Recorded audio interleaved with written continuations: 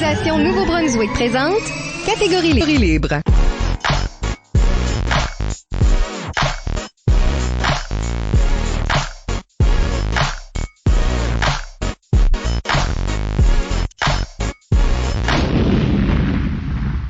Bienvenue au premier épisode de la 7e saison de Catégorie libre. Déjà, l'émission qui vise à enregistrer des entretiens avec les improvisateurs et improvisatrices du Nouveau-Brunswick pour faire un survol de leur carrière et de leur démarche artistique, mais aussi débattre les grandes questions qui entourent le jeu de l'improvisation. Au microphone, Michel Albert, et à mes côtés, ma co-animatrice Isabelle Gauguin. Allô? M'entends-tu? Oui, là, mieux. Mais il y a eu comme un... Allô? Oh, weird. OK. Ma co-animatrice... Là, vous m'entendez? Oui. Ma co-animatrice Isabelle Gauguin. Allô? Catégorie libre est une production d'improvisation Nouveau-Brunswick que vous pouvez écouter version podcast sur Apple Podcasts ou Spotify ou avec diaporama sur YouTube. Notre invité aujourd'hui est Francis Thériault. Oui, connu pour son esprit rapide et son sens du punch, Francis Thériault est un des piliers de l'équipe de la Cité des Jeunes I Am Sormani entre 1999 et 2002, aidant son équipe à décrocher 2 gougounes dorées ces 2 dernières années et la médaille d'or aux Jeux de la francophonie de Rivière-du-Loup en 2002. Après un séjour à l'Université de Moncton Campus Edmundston, où il joue dans la Liloma, dans 2 tournois Richard Terrien et Coupe universitaire, il se joint à la Licume et est immédiatement recruté dans l'équipe étoile de l'Université de Moncton. Pendant ce séjour, il servira d'entraîneur à l'équipe de l'école Mathieu-Martin de Dieppe et de bénévole et arbitre au réseau provincial des écoles secondaires. Il vit maintenant en Ontario, où il a continué à jouer, entraîner et arbitrer dans différentes ligues et écoles et à divers événements, mais plus proche du cœur, a tout de même récemment participé à la première saison de la Ligue de jeux en ligne, La Clique, comme joueur. Francis Thériault, bienvenue à l'émission. Merci beaucoup, les amis. Merci, Isabelle. Bonjour, Michel. Bonjour, merci d'être ici. Et on parlera avec Francis de sa carrière, de sa démarche artistique d'abord et dans la deuxième moitié de l'émission, de comment ça change une personne jouer de l'impro. Avant d'aller beaucoup plus loin, n'oubliez pas d'utiliser le hashtag ou mot-clic Catégorie libre pour réagir à l'émission pendant que vous l'écoutez. Plusieurs d'entre vous ont déjà participé en nous suggérant des questions. Nous les utiliserons tout le long de l'émission. Alors, Francis, on commence par le début, c'est-à-dire quand est-ce que tu as commencé à jouer de l'impro? Est-ce que pour toi, c'est effectivement à la Cité des Jeunes ou il y avait des antécédents même avant ça? Antécédents de spectateurs. J'ai vu de l'impro, je dois être en 7-8, la première fois que je vois ça, et c'est l'équipe de la CDJ. Je me vois à l'école Cormier les voir et je me vois aussi au fameux D104 de la Polyvalente, mais comme un élève de l'intermédiaire qui regarde l'équipe. Et je suis fasciné par ça. Je trouve ça beau, je trouve ça drôle, je trouve ça le fun. Il y avait Marc-André Lajoie à l'époque, Éric Thériault, Jonathan Furness. Il y avait aussi un gars qui a peut-être pas marqué l'histoire, mais Jason Parker, que moi je connaissais personnellement et qui jouait. Et je me suis dit, moi je veux faire ça quand je vais arriver à la Polyvalente. Et bon, j'y arrive un jour. Ce fut un choc. J'ai été à la première pratique d'impro. Là, vous comprendrez pourquoi j'ai pas continué après, immédiatement après, parce que j'ai rencontré dans ma vie, dans le même 10 minutes, Albert Roy et Danny Labrie. Donc, j'ai fait une overdose de personnalité forte. C'était ça, là, à l'annonce le matin, venez faire partie de l'impro, j'y suis allé, puis j'arrive là, il y a ce monsieur-là, Albert Roy, qui est un dynamisme formidable, et il y a Danny Labrie, qui lui a autant de dynamisme, mais avec un incontrôle total, et j'ai pas retourné, ces gars-là m'ont fait peur. Et l'année suivante, j'y suis allé avec un ami, je me suis amené du courage, j'ai amené mon ami Yves, brillant, grand sens de l'humour. J'ai dit, viens avec moi, on va y aller. Puis on est allé. Et là, c'était beaucoup plus calme. Michel Hidou était, je vais dire, à sa première. Je pense pas qu'il était à sa première année, mais c'était un renouveau pour lui. Il revenait dans l'impro à Edmundston, dans la Polyvalente. Hey, c'est loin. Mais c'était différent. Là, tout le monde était nouveau. Les vieux de l'année passée, dont Danny, par exemple, ou Émilie, Bellefleur et tous ces gens-là étaient un peu plus calmes parce qu'il y avait un nouvel adulte dans la salle. Puis c'était différent. Danny aussi était plus calme. Puis... de fil en aiguille, je me suis inséré au groupe, là. Oui. Mais est-ce que déjà, Annick Landry était déjà là-dedans? Parce qu'on vous connaît un peu comme deux complices. Ouais. J'ai le goût de dire que oui. Annick était pas Elle était pas là depuis of course, pas 2 ans avant moi, ça fait 1 an qu'on était à Polyvalente. Mais je pense pas qu'elle a commencé en 9e année, mais il faudrait confirmer avec elle. Je pense qu'elle a peut-être commencé avec moi cette même journée-là, peut-être. Ou sinon, durant l'année. Avais-tu déjà une complicité avec elle ou... J'imagine, mais je pense pas qu'elle est apparent. Elle est juste une plaise dans le comité. Une plaise dans la salle, c'est tout. Puis à un moment donné, il y a eu la merveilleuse erreur. Moi, j'appelle ça une erreur juste pour faire rire, mais l'erreur de Michel Ledoux. On va au premier tournoi, c'est à Shippagan. Et puis, dans les pratiques, là, je suis pas meilleur qu'un autre, mais pas en tout, là. Et là, on va au tournoi. On sait qu'il y amène 8 personnes.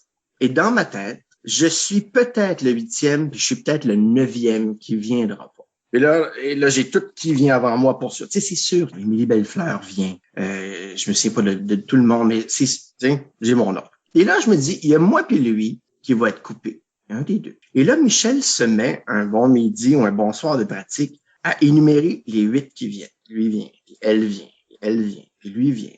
Et à un moment donné, il nomme le gars que je pense qu'il pourrait être coupé, sinon c'est moi. Et là, je me dis, et voilà, je suis plus là. Et il arrive pour nommer le 8e, et il n'a pas nommé Danny Labrie encore. Et of course que c'est Danny Labrie qui sera nommé éminemment, et bang, c'est mon nom. Une vague de chaleur m'a envahi, totalement détruit par le restant de l'équipe qui ouvertement se plaint que Danny vient pas. Danny vient pas! Puis là, of course, moi, adolescent, je me dis, c'est de ma faute, j'ai pris sa place. Fait que tout le monde, il y a personne qui me veut parce que je suis le dernier nommé, je suis donc celui-là qui a pris sa place. Mais je me souviens plus comment, mais je suis pas mal certain que Danny va venir. Il y a quelqu'un quelque part qui pourra pas changer son chiffre au travail. Fait que Danny va venir pareil. Mais moi, j'ai ma place. Alors que je pensais pas l'avoir. Et j'ai jamais perdu ma place. J'ai toujours été d'un tournoi à l'autre par la suite. Et cette erreur-là d'avoir préféré moi à Danny, qui évidemment était meilleur que moi à ce moment-là, je considère ça un mauvais calcul de Michel, mais il y a peut-être aussi côté comportement. Maintenant, je suis adulte, je comprends, mais une chance qui m'a amené, parce que là, j'ai pu gagner une expérience et c'était merveilleux à Shippagan. Merveilleux. Oui, comment c'était cette expérience-là du premier tournoi? J'avais jamais vu ça. Nous, on jouait dans le D104, les lumières allumées, là. Et là, à Shippagan, il y avait une vraie salle de spectacle. Comment ça s'appelle l'école? Marie-Esther, c'est ça? Oui. On rentre à Marie-Esther, puis il y a des escaliers pour monter dans la scène. Pas dans la scène, mais dans la salle. Et on rentre là, il fait noir, mais il y a des jeux de lumière, la scène est illuminée, et la musique. Et nous, je pense qu'on rentre entre 2 impros ou pendant une impro et on crie, on capote. On n'avait jamais vu un spectacle d'impro comme ça. C'était magique. C'est de voir qu'il y avait une organisation, il y avait une façon de faire, il y avait une mise en scène à tout ça qu'on n'avait jamais, moi j'avais jamais vu. Je vois toujours les lumières allumées. Mais ça, c'était beau, là. C'est-tu des choses que vous avez amenées back avec vous autres à Edmundston? Oui, puis non.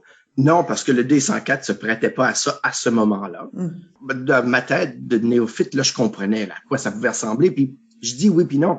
Non, parce qu'on l'a pas ramené, mais oui, parce que le réseau que Michel leadait à l'époque, qui faisait le tour des écoles avec des tournois, eux, ils savaient comment faire. Fait que oui, j'ai revu ça par après.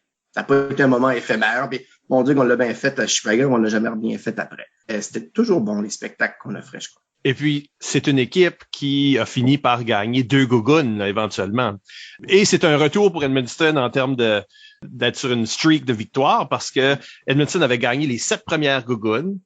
Et puis, là, il y avait eu un break où ce que d'autres équipes savaient finalement partager la possibilité. Et vous arrivez, vous autres, puis cette équipe-là, sous Michel Ledoux, réussit à en gagner 2 de suite. Donc, c'est comme si, on est relancé, là. Comment tu peux pas bien te sentir? Écoute, je pense que en 11-12e année, tous les tournois, on n'a pas perdu un match, même les amicales. Je crois qu'il y avait eu 1 ou 2 amicales, peut-être, là, où ça comptait pas pour se qualifier pour la Gougoune. On n'a jamais perdu un match. Fait que c'est difficile, comme adolescent, de pas avoir légèrement l'ego enflé par ça. Mais non, c'est extrêmement valorisant comme activité. On va peut-être en parler plus dans la deuxième moitié, mais tu viens, puis pendant 1 minute et demie, 2 minutes et demie, tu fais quelque chose, et ensuite, on demande à, des fois, c'est 8 personnes dans la salle, mais des fois, c'est 80 personnes dans la salle. As-tu bien fait ça? Puis ils sont comme, oui! OK. Il n'y a jamais un test de maths qui a été bien comme ça, là. À la fin, tu sors de ton examen, le monde applaudisse. Ouais, c'est ça. Puis, non, ils ont applaudi après chaque question que tu as réussi. Ah oui, c'est vrai. C'est vraiment distrayant pour les autres qui prennent le test. Mais tout ça, ça vous envoie aussi, comme c'est une bonne année, parce que ça vous envoie à la 2e édition des Jeux de la francophonie canadienne. Oui. Donc, et c'est vraiment la première fois qu'on fait le format que tu as vécu, c'est-à-dire l'équipe gagnante à ce temps-là, la Gougoune. Plus tard, c'est devenu la Calife parce que pour donner plus de temps aux jeunes de se préparer. Mais l'équipe gagnante va au jeu. Tandis que la première édition, en 99, c'était pas le cas. C'était un ramassis c'était un all-star de toute la province, genre. Mais dans votre cas, cette victoire-là vous a propulsé au jeu de la francophonie à Rivière-du-Loup. Et parce que tous vos joueurs peuvent pas venir, tu as aussi eu la chance de jouer avec des joueurs de Saint-Léonard et de Grand-Sault dans cette équipe-là. C'était comme l'équipe Nord-Ouest. Comment ça a été? Ah, ça, c'était une belle expérience. Au montage, tu couperas ramassis, puis tu garderas juste All-Star pour l'équipe de 99. C'était une très belle expérience à Rivière-du-Loup. Et je me souviens qu'on était en finale de la Gougoune. OK? Précédemment, parce qu'il fallait la gagner, la Gougoune, pour y aller. Et après la 2e période, on perd 6-3 contre Dalhousie. Et dans ma tête, c'est pas la Gougoune que j'étais en train de perdre, c'est la chance d'aller au jeu de la francophonie canadienne. C'est ça que j'ai en tête. On va rentrer en 3e période. Je devine assez fort parce qu'on a complété ce fossé-là de 3 points, puis on a gagné. Mais c'était important dans ma tête parce que je me réfère à ce moment-là, puis je pensais pas à la Gougoune, je pensais au jeu. Et là, quand finalement on peut aller au jeu, ben c'est spécial. Il donne une régine de jeu de la francophonie du Nouveau-Brunswick. On porte le chandail, on porte le manteau. Il y avait un petit jacket d'été avec ça. Et puis Michel Edo, faut pas oublier, Michel, il donnait ses fins de semaine pour l'impro. Il donnait ses soirs après l'école, certains dîners. Il donnait ses fins de semaine. Et là, il est là en train de gagner un match qui va lui enlever une semaine de vacances d'été. Fait qu'on s'en va au jeu. Et c'est la première fois, que moi, je vois des gens d'ailleurs jouer de l'impro. Je dis parce qu'on avait participé à un tournoi à Valcartier, une espèce de mondial d'impro qui, je crois, a juste existé une fois, organisé par cette organisation-là. Il y avait des équipes, surtout du Québec, mais il y en avait une de la Suisse, il y en avait une de la France, il y avait nous. Donc, j'avais déjà vu du ailleurs, mais là, on voyait un autre genre d'ailleurs. Puis c'était bien. Le petit hic, en termes d'organisation, on jouait dans des classes. On avait vu mieux chez nous avec nos qualifs, puis nos Gougoune, puis nos Open. C'est pas grave, il y avait des juges, la foule était là. Rivière-du-Loup, c'est à 1h15 d'Edmundston, mes parents étaient là. Donc, bon, je partais avec 3 votes de plus à chaque impro. Et puis, c'est ça, non, c'est une belle expérience. Puis tu as raison de dire qu'on avait Annick Langlais. Pas que j'avais oublié qu'elle était là, mais j'avais oublié, et j'ai encore oublié, pourquoi elle était là. Parce qu'elle n'était pas dans notre équipe de la CDJ, mais elle avait sa place, elle avait beaucoup de talent. Elle était un hit là-bas. La foule, oui. Je pense qu'on l'appelait Titanic. Puis je pense que la foule, dans mon souvenir, à la fin, la finale a lieu dans une salle de spectacle un peu genre Léo Poulain, là, une grande salle, 1200 places, disons. Et à la fin, on lui fait faire la bascule et les gens crient Annick ou Titanic ou quelque chose comme ça. Elle a été une petite star pendant cette semaine-là. Puis c'était très bien. On a joué contre l'Ontario, la Nouvelle-Écosse, le Québec. Mon Dieu, j'avais peur.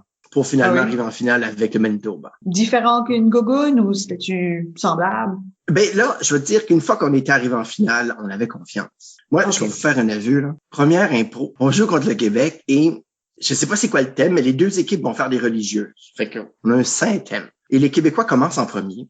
Et il y a toute une mise en scène.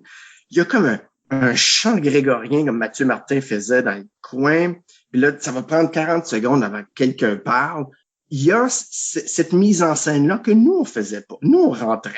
On se trouvait super bon de pas dire bonjour. Puis, on commençait l'impro. On commençait toujours l'impro au début de l'histoire. Hein? On n'était pas encore là à commencer une impro, peut-être au milieu de l'histoire, comme quelqu'un qui flippe les postes de télé puis qui tombe sur une émission qui est déjà commencée. Et eux avaient ça. Puis je me souviens d'être sur le banc puis faire « Well, that's it. On a le droit de pas être les meilleurs. » Puis évidemment, cette équipe-là va nous clencher. Puis bravo à leur talent. Et là rentrent les deux Annick, l'Anglais et Landry. Ils suivent en procession. Là, vous voyez pas à la radio, mais je mets mes mains là comme une prière classique de petit ange. Là. On a juste les deux petits anges qui se promènent et qui marchent comme ça. Je me souviens, la foule a déjà commencé à rire. Ils n'ont rien fait encore. On était quand même bons, mais d'une autre manière. Puis, on les a battus. Excusez. On a bien joué, nous avons gagné. On a battu Petit. et puis là, j'étais comme en feu. Là, je me suis dit, oh my God, oui, ils ont quelque chose qu'on n'a pas, mais on a quelque chose nous aussi. Et finalement, bon, le Québec a eu sa chance en demi-finale. Et là, le Manitoba avait gagné le match. Et ça m'avait calmé beaucoup. Le Manitoba était fort. Évidemment, il venait de gagner ceux que je croyais qu'ils étaient les meilleurs. Mais je craignais moins le Manitoba. Mais ça, c'est par pur préjugé, là. Puis arrivé en finale, c'est le fun parce que là, c'était un vrai spectacle. Là, il y avait les jeux de lumière, il y avait la musique, il y avait les intros comme du monde, il y avait une foule, grande foule. Puis il y avait les juges. Les juges, c'est rassurant dans des moments comme ça. Puis il y avait plusieurs juges. Je me souviens pas, mais je sais que c'était pas juste 2. C'est comme s'il avait il y avait plus d'autres matchs. Il y avait pris tous les juges, disons, ils avaient tout mis en ligne. Puis Luc Sonnet était venu arbitrer, ce qui m'a donné ma première de 2 photos avec Luc Sonnet. Oh! Il y en a plus qu'une. Il pense-tu de toi comme un stalker ou? Non. Luc Sonnet a plein de photos de Francis chez eux, là. Une photo, c'est genre un autographe, un moment autographe. 2 photos, on commence à se poser des questions. Annick Landry a une question par rapport à cet événement-là. Il y a une fascination avec le pointage. Au Jeu de la Franco en 2002, il voulait toujours savoir les points et Michel Hédoux les cachait pour ne pas qu'il les voie. Pourquoi as-tu besoin de connaître les points? Et sa question. Et est-ce que ça a disparu avec le temps aussi? Tu sais comment? Faut pas être compétitif. Je trouve ça absurde. Absolument absurde. Fait que, dans ma tête, c'est pas que c'est absurde. Je comprends l'idée que si tu attaques l'idée de l'autre, à un moment donné, c'est un spectacle, puis tu vas nuire au spectacle.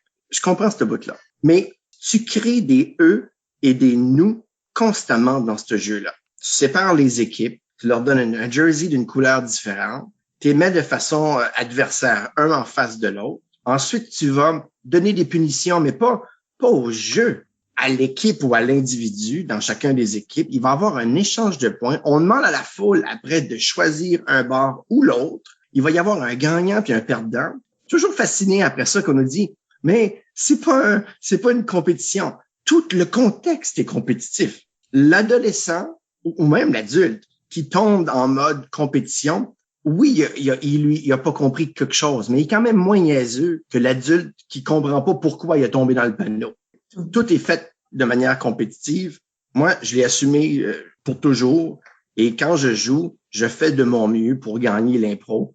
C'est mal. Je suis tout conscient de tout ça. Mais arrêtez de le mettre sous forme de sport ou d'activité compétitive. C'est drôle parce que tantôt, tu savais le pointage à la mi d'une gogoune. Tu savais que c'était 6-3. Puis ma première coupe universitaire, je sais tous les pointages de chaque game parce que on a conscience de ce qui est en train de se passer puis quand est-ce que ça compte puis peut-être que ça t'occasionne des décisions stratégiques. Ceux qui sont pas compétitifs, là, ils sont au moins hypocrites, là. Je veux dire, faites pas semblant, là.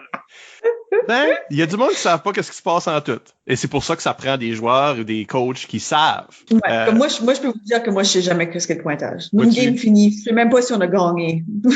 C'est parce que vous avez perdu. Mais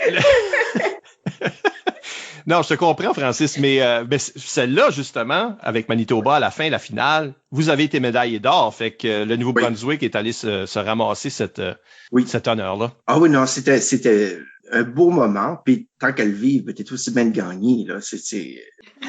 On va couper cette phrase-là. C'est bon? Hein? Non, c'est correct. Mais c'est un peu insignifiant là, parce que on va t'envoyer dans la sphère universitaire. Tu joues pour l'UMCE à Edmundston. Comment c'est de vivre des défaites en tournoi? Je pense que c'est très important parce que on accepte que l'UMCE était une équipe perdante dans des tournois, c'est ça? Je veux dire, tu l'appréhendes parce que c'est pas comme si j'étais en 12e année puis j'étais comme check nous gagner l'année prochaine. Mais dans le parcours, je pense que ça a été important de vivre 2 ans de défaite continue. Parce que dans cette activité-là, j'évolue bien, je suis heureux, je suis confiant, tout va bien. Comme je te dis, en 11-12, on n'a pas perdu une game. Ensuite, on s'en va dans des Jeux canadiens, on gagne la médaille d'or. Je pense que perdre 2 ans en ligne peut pas avoir nuit du tout. Puis là, à ce point-là, on a de la misère à recruter 6 humains pour aller. C'est encore des bons amis dans mon cœur qui avaient pas fait d'impro avant, pas pour tout le monde en tout cas.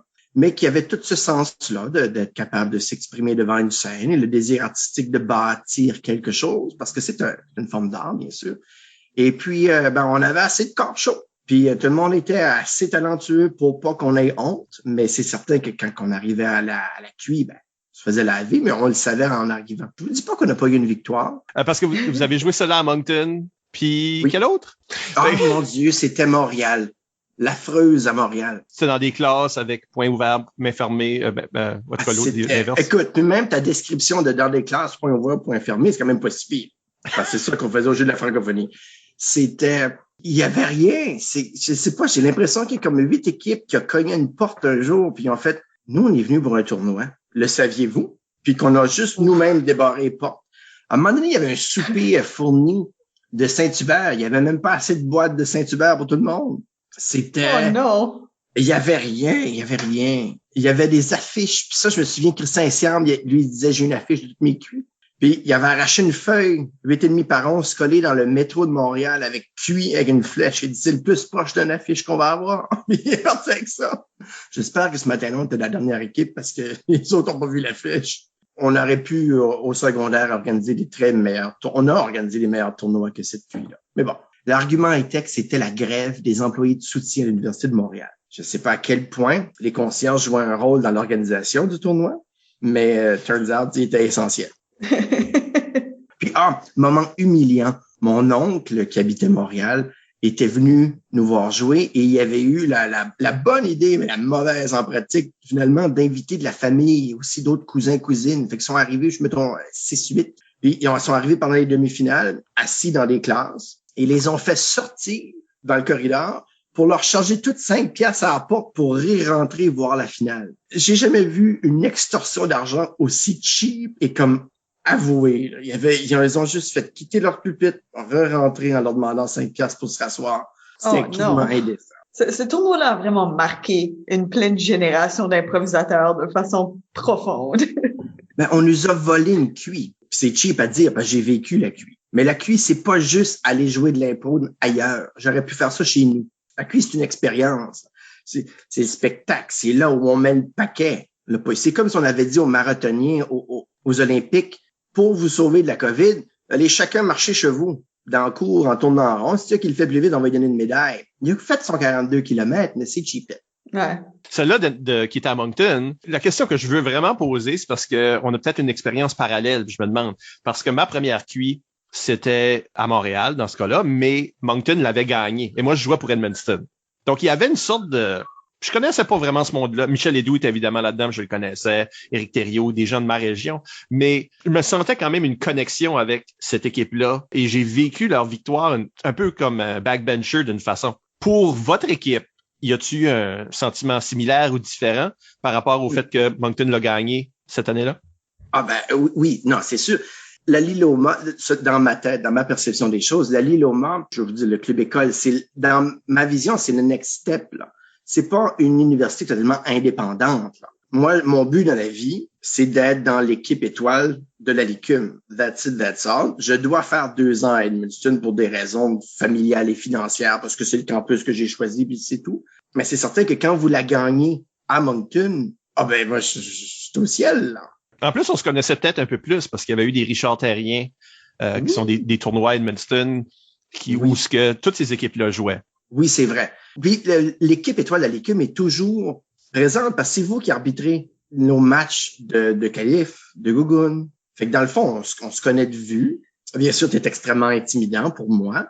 Moi? Ben oui, le grand Michel Albert, j'ai 17 ans, je regarde ça, mais c'est extraordinaire. Mais l'organisation à Moncton et l'organisation de la QI en 2002 à Edmundston, oui, c'était également. Magique. Oui. 2 grandes QI en termes d'organisation. Là. J'aimerais me divorcer de ces équipes-là. Je n'étais pas coach ou rien. Moi et Isabelle, on n'a aucun rapport avec le succès ou l'insuccès de ces équipes. Je veux pas prendre de crédit, mais non plus, c'est pas de ma faute. Fait que toi, éventuellement, tu viens après 2 ans. Comme de fait, on t'a recruté. Oui. En tout cas, t'étais pré-recruté, je pense, mais t'arrives à la LICUM. Michel, je vais te conter quelque chose que tu sais pas. OK. Ça m'a fait mal. J'ai fait mal à beaucoup de monde, fait que... Non, tu m'as pas fait... Bon, j'arrive à Moncton, puis je vous le dis, là, moi, j'ai juste un but dans la vie, c'est pas d'avoir le diplôme, c'est pas Ma vie peut s'arrêter la journée que je suis choisi je veux juste être dans la gang. OK? C'est juste ça que je veux. Et là, j'arrive, puis je suis dans une équipe. J'avais pas de doute que j'allais être dans une équipe, mais là, c'est le roast de John Boucher, qui est intronisé au temple de la renommée de l'impro. Et l'activité a lieu, ça ne doit plus exister, là, mais dans l'osmose, il y avait le café. T'as raison, ça n'existe plus. Bon, le soir, c'est là-dedans. Et c'est comme ma première activité sociale de la Licume. C'est pas comme un match à l'horaire où je dois être là. Et je mets ma main sur la poignée de métal, j'ouvre la salle du petit café. Il y avait déjà beaucoup de monde d'arriver. Et ça fait comme un silence pour voir qui rentre. Et Michel est assis au fond. Il crie, « Hey! » Tu es une seule personne au monde qui m'appelle Frank. « Hey Frank! C'est juste pour les gens de la gang! » C'est pas non plus dans la vie d'être dans la gang! Évidemment, c'était une joke. Et ça a été une belle soirée de rire. Mais j'étais vraiment, là, comme j'étais assez insécure de mettre la main sur la poignée. Tu aurais pu me dire de venir m'asseoir en place. Mais je t'en ai jamais voulu pour vrai.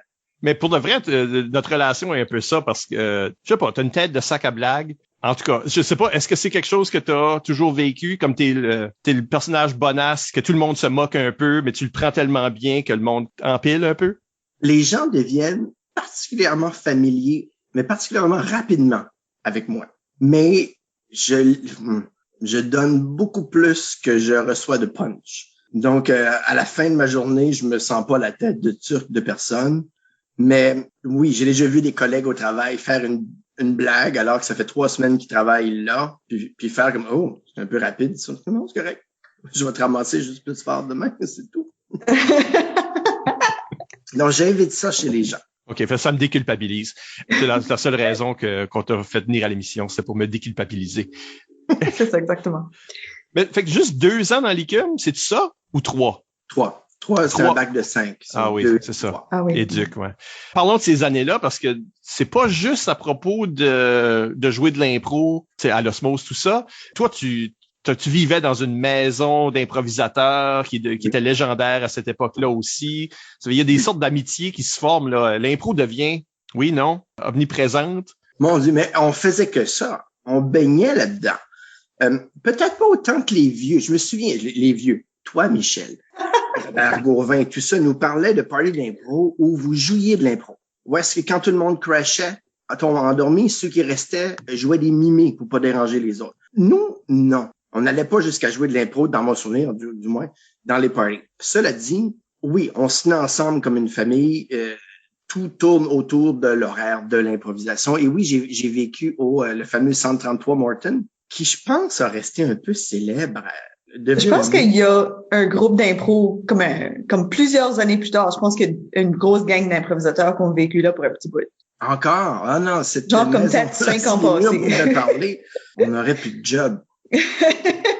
Non, c'était bien. Le 133, c'était le fun. Il y avait, mon Dieu, Mathieu et Curly, vivait là, Rémi Goupy, Sylvain Ward, moi, puis la pauvre Amélie Murdoch, qui a gagné son ciel cette année-là. Elle était une inconnue qui est arrivée au département de théâtre et a visité la maison, a pris une chambre, puis a vécu avec nous 4 toute l'année. Et elle a joué de l'impro aussi à la Licume, plus qu'un an, je crois. Disons que dans ces années-là de Licume, t'es allé à plusieurs QI. Oui, puis je me trouvais un petit peu chanceux. Je le voulais beaucoup, mais c'était Robert Gauvin qui était pour moi un inconnu, donc moi aussi j'étais un inconnu pour lui. Je me disais, ça m'aidera pas que c'est le coach, parce que lui, il m'a jamais vu au secondaire. Puis c'est un peu de ça que j'avais besoin. Puis je me dis, mon Dieu, si en plus il m'a croisé quand je jouais dans l'île aux Mâts, je pars avec un handicap assez solide. Mais non, j'ai fait la première QI et Robert nous amenait, c'était chez lui les pratiques, dans sa maison. Et il m'a adressé la parole la veille du départ, pour la première fois. Là, je me suis comme senti dans l'équipe un petit peu. Puis on est parti avec 2 vannes. Ottawa, c'était la première, avec Moncton. Puis les 2 autres, c'est moi qui t'ai coaché. J'aimais les pratiques. C'était pas juste, allez-y, pratiquer, on a 1h30. Là, il y avait un thème, on apprenait, j'avais aucune idée qui était Frank Miller. Mais on prenait un thème de ce genre-là, puis on essayait de le transférer dans une mise en scène. Je me souviens d'une pratique où les gars m'ont battu. Je sais pas c'était quoi l'objectif. Dramatique, ouais. Mais ils m'ont battu, puis j'étais comme, moi j'ai eu des coups de pied dans le ventre, puis j'ai trouvé ça assez extraordinaire de vivre ça. Puis je me disais, c'est dommage qu'il n'y ait pas de foule. L'avez-vous pas refaite un peu le même genre de dans un match étoile à la Gougoune, à l'Odyssée, on t'a renvoyé dans l'arène te faire donner des coups de pied, là. Mais tu sais, tout est fake, mais à un moment donné, le pied atteint quand même le ventre, là, c'est juste pas très fort, mais non. C'était bien ces pratiques-là, Michel. Puis il y avait une structure, il y avait un objectif, on tentait de l'atteindre, puis c'était un très bon coach, M. Alban. Ben, malheureusement, ça s'est pas traduit dans du grand succès à ces coupes universitaires-là. Moi, j'ai trouvé que les performances, les deux fois, Trois-Rivières et Laval, les deux fois, les performances étaient là. Malheureusement, les votes ne tombaient pas dans notre sens nécessairement, ou peut-être que l'autre équipe était juste plus forte des fois. Donc, mais ils ont le droit d'être meilleurs que nous autres. Ben oui, ça c'est pas un problème. Tant que nous autres on joue bien, puis je pense que comme c'était le cas dans ces... je radote juste pour nous amener à l'impro du bunker, là, parce que je sais que tu veux en parler. Je me suis fait dire par ta comparse Annick Landry que fallait éviter le sujet, qu'on avait essayé de enterrer ce... Vous m'avez fait une cérémonie. J'ai dû vivre un faux rituel. On l'a enterré, mais là, on va juste faire in memoriam, là. Tu sais, c'est juste... Quand t'enterres un bunker c'est fait pour être enterré, donc... Oui, mais ça survit un bunker. C'est ça, là, c'est peut-être ça notre erreur. N'empêche que pendant plusieurs années, il a fallu entendre l'histoire du bunker, une impro que, sais-tu quoi, je me souviens même pas. Donc, à mon avis, ce n'est pas la meilleure impro que vous avez jouée, ce n'est pas une des plus percutantes. Je me souviens plus que tu la racontais. Donc, on va te donner la chance de la raconter, de faire la promotion de cette légende, donner à une autre génération la chance d'en avoir plein. C'est jusqu'au coup de l'impro du bunker. Qu'est-ce qui est l'impro du bunker? Ah, c'est un moment magique, vécu par une gang d'ingrats qui ne le méritaient pas. Je vais t'avouer, là, qu'est-ce qui tient du fantasme inventé par ma mémoire? Ce que je raconte, c'est le meilleur que je peux faire. C'est une comparée. On est à Laval. Et le thème, God knows. Je sais pas c'est quoi le thème. Je me souviens que au tout début, j'ai dit, hey, c'est comme la chanson, Il était un petit navire. Et l'idée, il me semble que je vois Étienne faire comme, ignorer mon idée, puis c'est correct. Dans un caucus, on fait un brainstorm. Et puis, là, on décide qu'on rentre toutes, sauf Annick. Et on est toutes pris dans quelque chose, mais je sais qu'on sait pas c'est quoi la chose dans laquelle on est pris. Okay? D'où on invente le mot bunker plus tard. Moi, je m'en vais, puis je m'assois dos à mon équipe sur le bord de la bande, aussi proche du coin de la bande face à la foule que je peux sans mettre mes pattes l'autre bord carrément sur le plancher. Puis je suis assis là, et je trouve que mon idée du petit navire est pas fou. Fait que pendant que les autres s'installent, moi, je me mets à chanter tout fort, mais avec un esprit, un regard hagard, je suis en état de choc. Et je chante « Il était un petit navire, il était un petit navire ». Je me tais, parce que là, mes joueurs sont prêts à jouer, et ils vont jouer. Mais moi, je continue à pas les regarder, puis à regarder la foule. Et là, eux sont pris. Il n'y a plus de nourriture. Est-ce qu'on peut se sauver? Est-ce qu'on peut faire quelque chose? Et finalement, Annick arrive par un conduit d'aération, God knows comment. Et elle dit, on est vraiment en stock, on est dans le trou, blablabla. Et là, il y a comme un moment de silence du qu'est-ce qu'on fait. Et moi, je reprends la chanson plus loin. Je dis, et je regarde jamais mes joueurs, et je me remets à chanter. Il tirera la courte paille, celui qui allait être mangé. Et Étienne, je crois, prend sa main et fait là, moi je fais un gros 5 avec ma main comme ça pour que les 5 autres joueurs tirent à la courte paille. Et tout le monde met sa main sur un doigt d'Étienne. Il va donc manquer un doigt pour le 6e joueur, qui est moi, qui est 5-6 pieds en avant d'eux encore sur la bande. Et je comprends que j'ai plus de doigts. Donc je les regarde. Ils me regardent tous là, en tenant la main d'Étienne, il n'y a plus de doigts. Et je me déplace simplement un transfert là, du coin de la bande vers le milieu. Je m'allonge sur le dos sur la bande.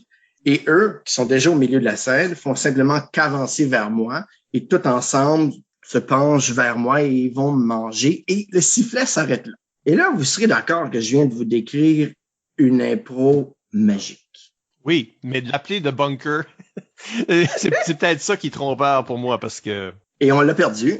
Ah, ben, on la méritait. Comme beaucoup de ces impros-là, là, que je veux dire, comme la performance était vraiment là, tu sais, là, on se fait avoir, Café-Cafo, bang. Oh, Café-Cafo. C'était humiliant, ça.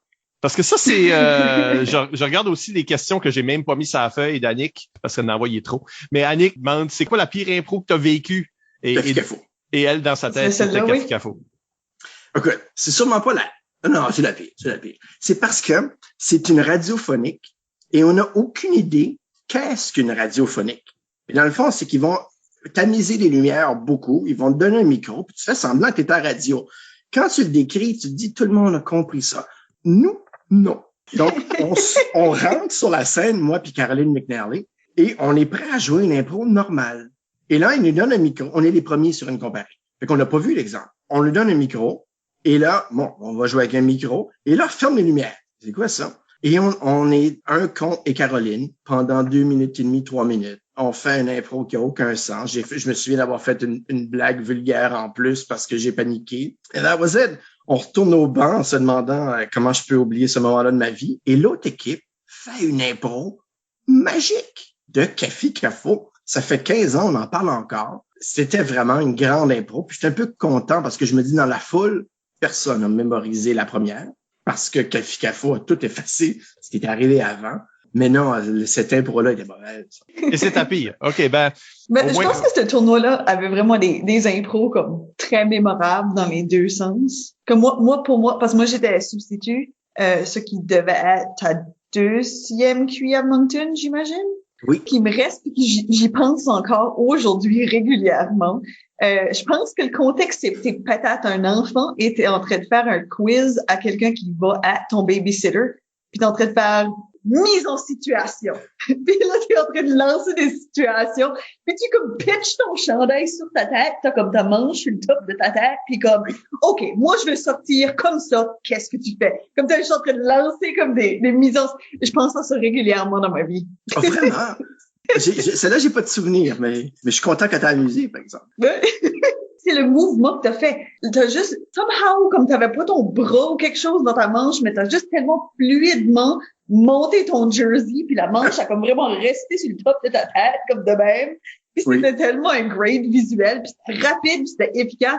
Oh, good. Je suis content, merci. Parmi les tournois auxquels tu as participé pendant cette époque-là, Rémi Goupy demande quel a été ton tournoi préféré et pourquoi c'est le Open à la Polytechnique. Donc, je sais pas quand est-ce que ça se place. Ça se place dans les années à la Légume. Vous voyez, il y avait un Open à la Polytechnique. C'était un bon tournoi. Rémi a raison. Unibrou, I guess, commanditait, parce que la bière était à 2 $. Peut-être qu'il va me dire 3, mais elle n'était pas à un prix normal. Puis, écoute, c'était un bon tournoi. Il n'y avait pas de pression parce qu'il n'y avait pas rien à gagner. Je pense même que, là, je vais émettre une hypothèse, puis c'est peut-être pas ça, mais il y avait je pense que, disons qu'on était 7, puis ça prend 8 pour faire un tournoi avec une grille comme du monde. Là. Fait que la 8e équipe, c'était whoever dans la salle qui veut jouer à ce moment-là joue. Donc, il y avait une équipe fantôme un peu flottante de n'importe qui était là pour jouer contre l'université X.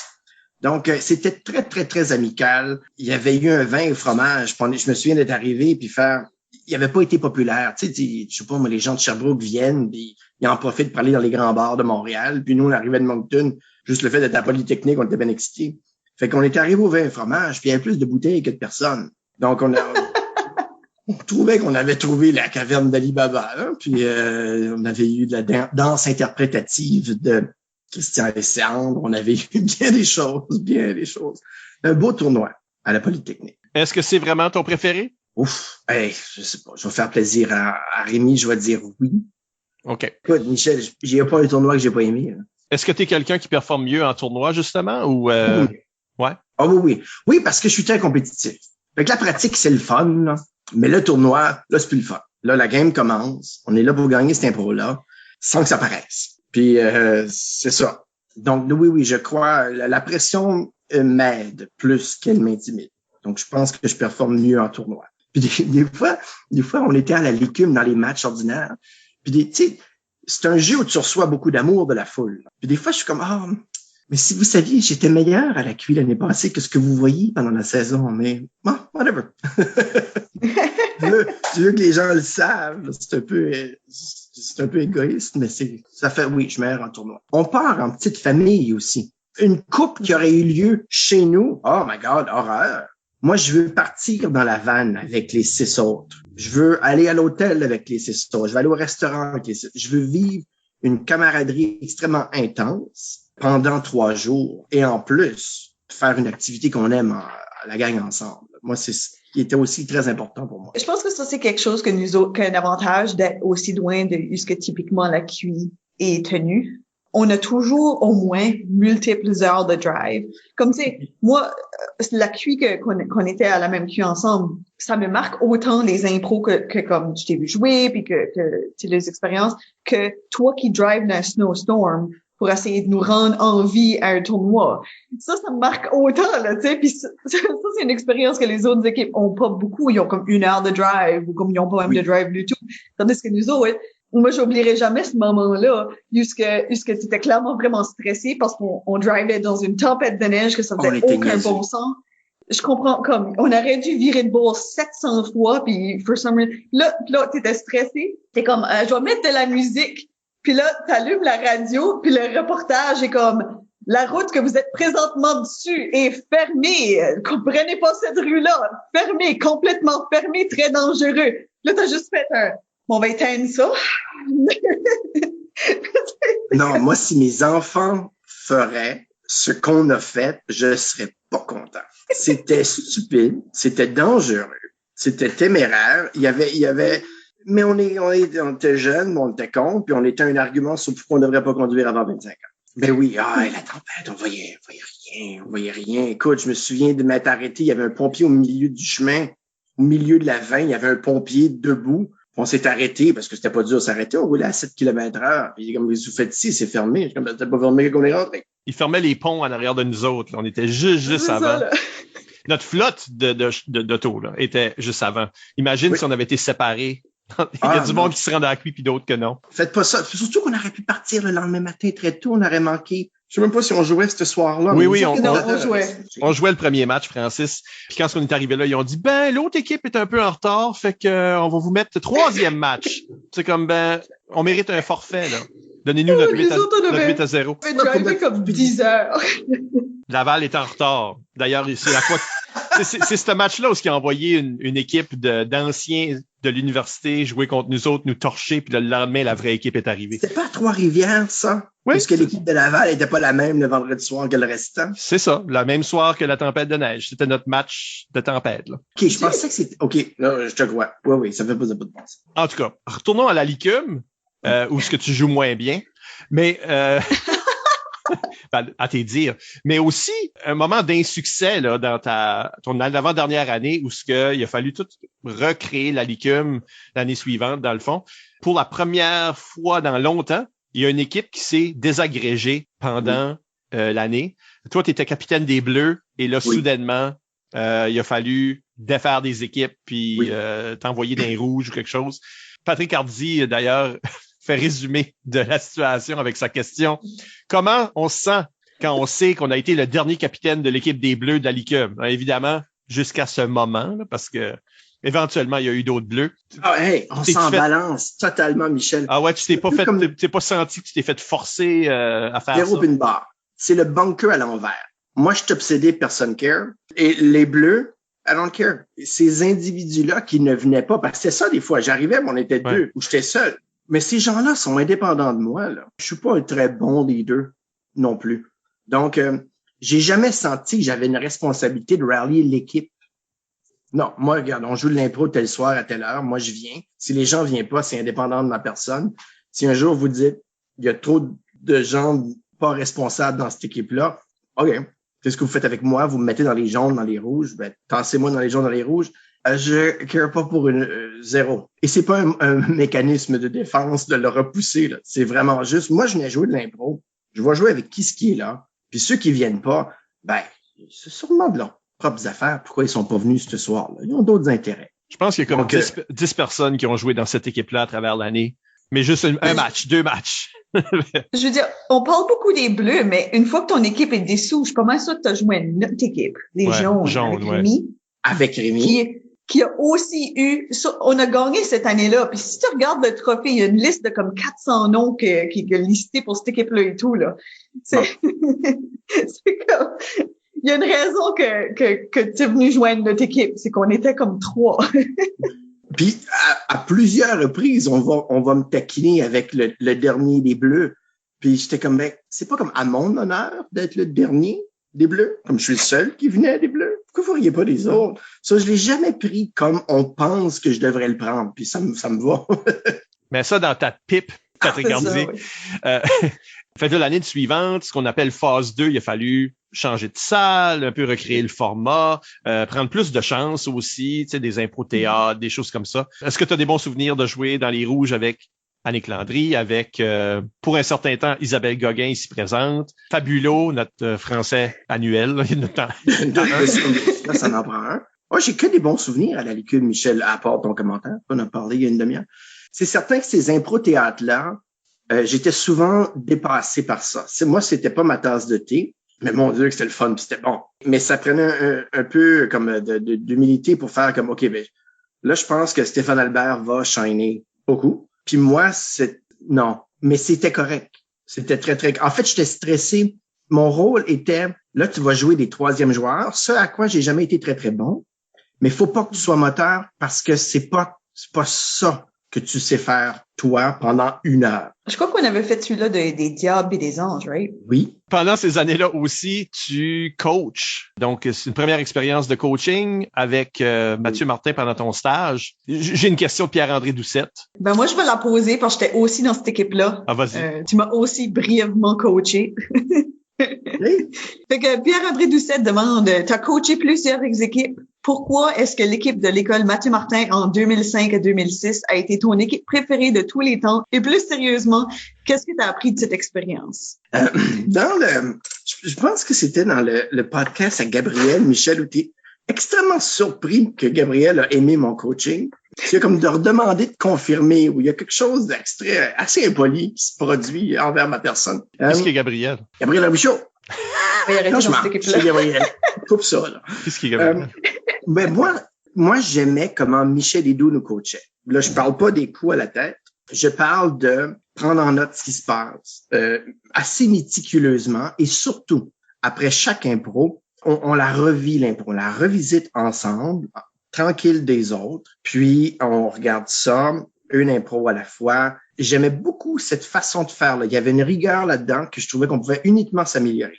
À ça, j'ajoutais aussi ce que j'apprenais de Michel, à Michel Albert, en le regardant me coacher à ce moment-là. Donc, j'ai oublié la question à M. Doucette, mais je suis quand même en train de patiner dans le fait que l'équipe de Mathieu Martin était premièrement très talentueuse. C'est un charme coacher ces gens-là. J'ai coaché des équipes moins chevronnées où c'est même plus le fun. Tu sais, je pense ici en Ontario, les coachs ne sont pas sur le banc. Et ça, mon Dieu, je trouve que ça nuit à l'activité parce que il y aurait besoin d'un adulte pour dire à ton destructo non. Alors que là, t'as beau faire ce que tu veux dans les pratiques, il va aller détruire ton tournoi. Puis t'es comme, Colin. Alors, Mathieu Martin, lui, c'était motivant. Là. Il était bon, puis ils vont gagner aussi cette année-là. La Cougonne a lieu à l'Odyssée. Puis non, l'équipe était forte. Ah oui, c'est ceux-là qui ont gagné en double supplémentaire. Là. Oh! Oui, ça, c'était... Puis même là, l'équipe qui était pas mal vieux et tout, là. T'sais, on était tous en comme 12e année en plus. Fait qu'on avait vraiment comme...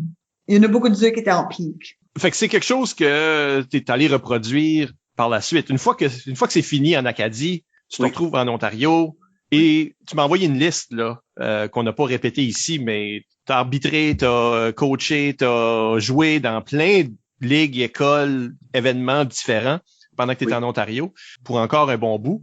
À part cette différence-là que tu viens de mentionner par rapport au coach dans des tournois, comment ça diffère? Là? Comment est-ce qu'on vit ça, être un Néo-Brunswickois en Ontario? Il y a pas une énorme différence. C'est la même activité. Il nous ressemble beaucoup. Là. Il y a beaucoup d'humour. Je dirais que la différence frappante au début, c'est le volume. À un tournoi provincial, il y a 32 équipes. Et ça joue simultanément sur 5 glaces. Puis moi qui arrivais la Gogoune avec 8 équipes où il y a juste une glace, je me dis, mais on voit pas tout le monde. Ben non, c'est normal. Ah, d'accord. Fait qu'il y a un volume de personnes. Il y a aussi qui commencent plus jeunes que moi. Je sais qu'au Nouveau-Brunswick, on commence maintenant très jeune. Mais eux commencent aussi très jeunes. Donc, ils sont meilleurs en 10e année que moi, je l'étais en 10e année. Ça, c'est l'évidence même.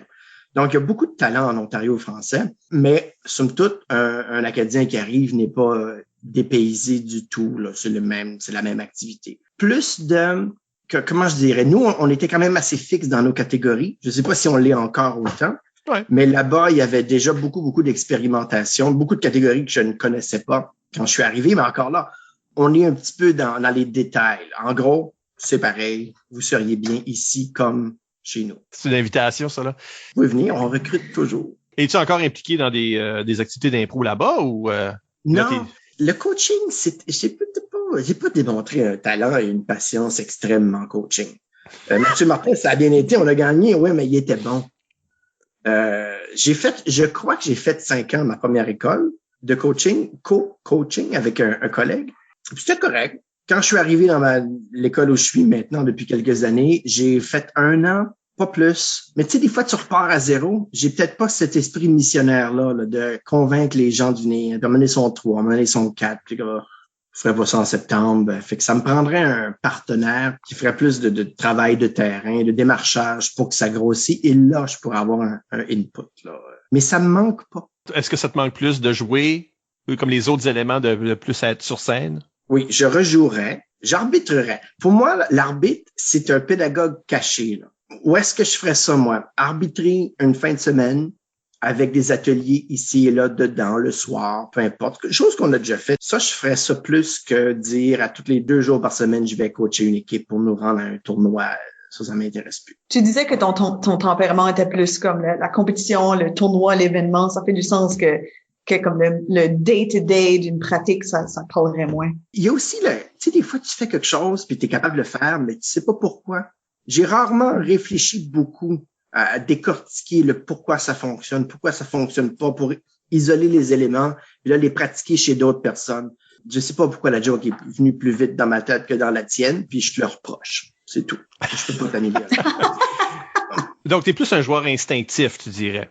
Oui. Avec le temps, puis ton podcast a été très pédagogique pour moi. À écouter les autres, analyser l'activité, m'a permis moi aussi de m'améliorer à ça. Mais on passait pas nos soirées après les matchs à, je crois, du moins, en tout cas, moi, je changeais de table, je disais galet, j'allais boire ma bière avec d'autres, mais je passais pas mon temps à faire ça quand je jouais. Ben, ça s'est peut-être répercuté, moi, comme coach après. Tu as fini par rejouer avec une équipe acadienne, en tout cas partiellement. Dernièrement, parlons un peu de la clique. Tu étais dans mon équipe, les Impronautes, avec ta douce moitié, avec Annick Landry, qui est ton autre douce moitié d'une façon. Je suis sûr qu'on avait un autre joueur, je me souviens pas, c'était Basse. Baski? C'est Basse. Alors, là, je sais que tu n'as pas voulu reparticiper à une 2e saison, mais comment est-ce que tu as trouvé ça, là, avoir la chance de jouer, que ce soit en ligne ou non, mais renouer un peu les liens avec des gens que tu as laissés derrière toi quand tu as déménagé? C'était les gens. C'est ça que j'ai le plus aimé. C'était reparler à Isabelle, reparler à Nick, à Basse, à toi, Michel, quand même un petit peu. C'est certain que le format m'a pas avantagé. Il y a aussi que ça faisait longtemps, ça faisait des années que j'avais pas improvisé. Puis, j'étais limité, assis sur ta chaise. Puis, à un moment donné, je me suis dit, moi, je vais essayer debout. C'était pas mieux debout. Je me suis rassis, c'était plus confortable. Mais vraiment, j'avais hâte que le match se termine. Tu sais, je me disais, OK, t'as pas joué encore. Je joue une fois, je joue une autre fois. Après ça, on ne va pas te reprocher que tu joues pas. Puis quand le match va se terminer, toutes les fenêtres vont se réallumer. Et là, je vais pouvoir parler avec les autres joueurs, avec le monde que j'ai quitté il y a quelques années, que je vais pouvoir renouer avec. C'est ça qui est important pour moi. Donc, quand il est venu le temps de faire la 2e clique, ben je l'ai pas fait parce que je pense pas que j'apportais énormément de choses à cette ligue-là côté spectacle. J'étais un joueur comme les autres qui pouvait être remplacé par n'importe qui. Je pense que tu as cru tous les coups de sac à blague qu'on a fait dans le chat. T'étais meilleur que tu sembles dire, mais aussi il y avait beaucoup de moments où on se moquait que t'avais mal compris une astuce, une idée, un thème. Mais j'ai besoin du caucus. J'en dépends pas, mais mon niveau de stress augmente sans caucus. Puis nous, nos caucus, on fait semblant d'en avoir par chat, mais ça n'a aucun bon sens. Tu mets une idée, puis tu vois pas la réaction des autres qui l'acceptent, la repoussent ou y réfléchissent. T'es juste comme, j'ai mis une idée. Annick en met une. Mais c'est laquelle? Je ne sais pas. Mais Annick le sait. Mais moi, je ne sais pas. Ah non, c'était affreux. Pour moi, c'était une parfaite représentation de caucus que j'ai normalement. Donc, ça fait pas une grosse différence. Tout de même, pour moi, il y avait comme un moment percutant. Puis je suis sûr qu'on va mettre l'image dans le diaporama.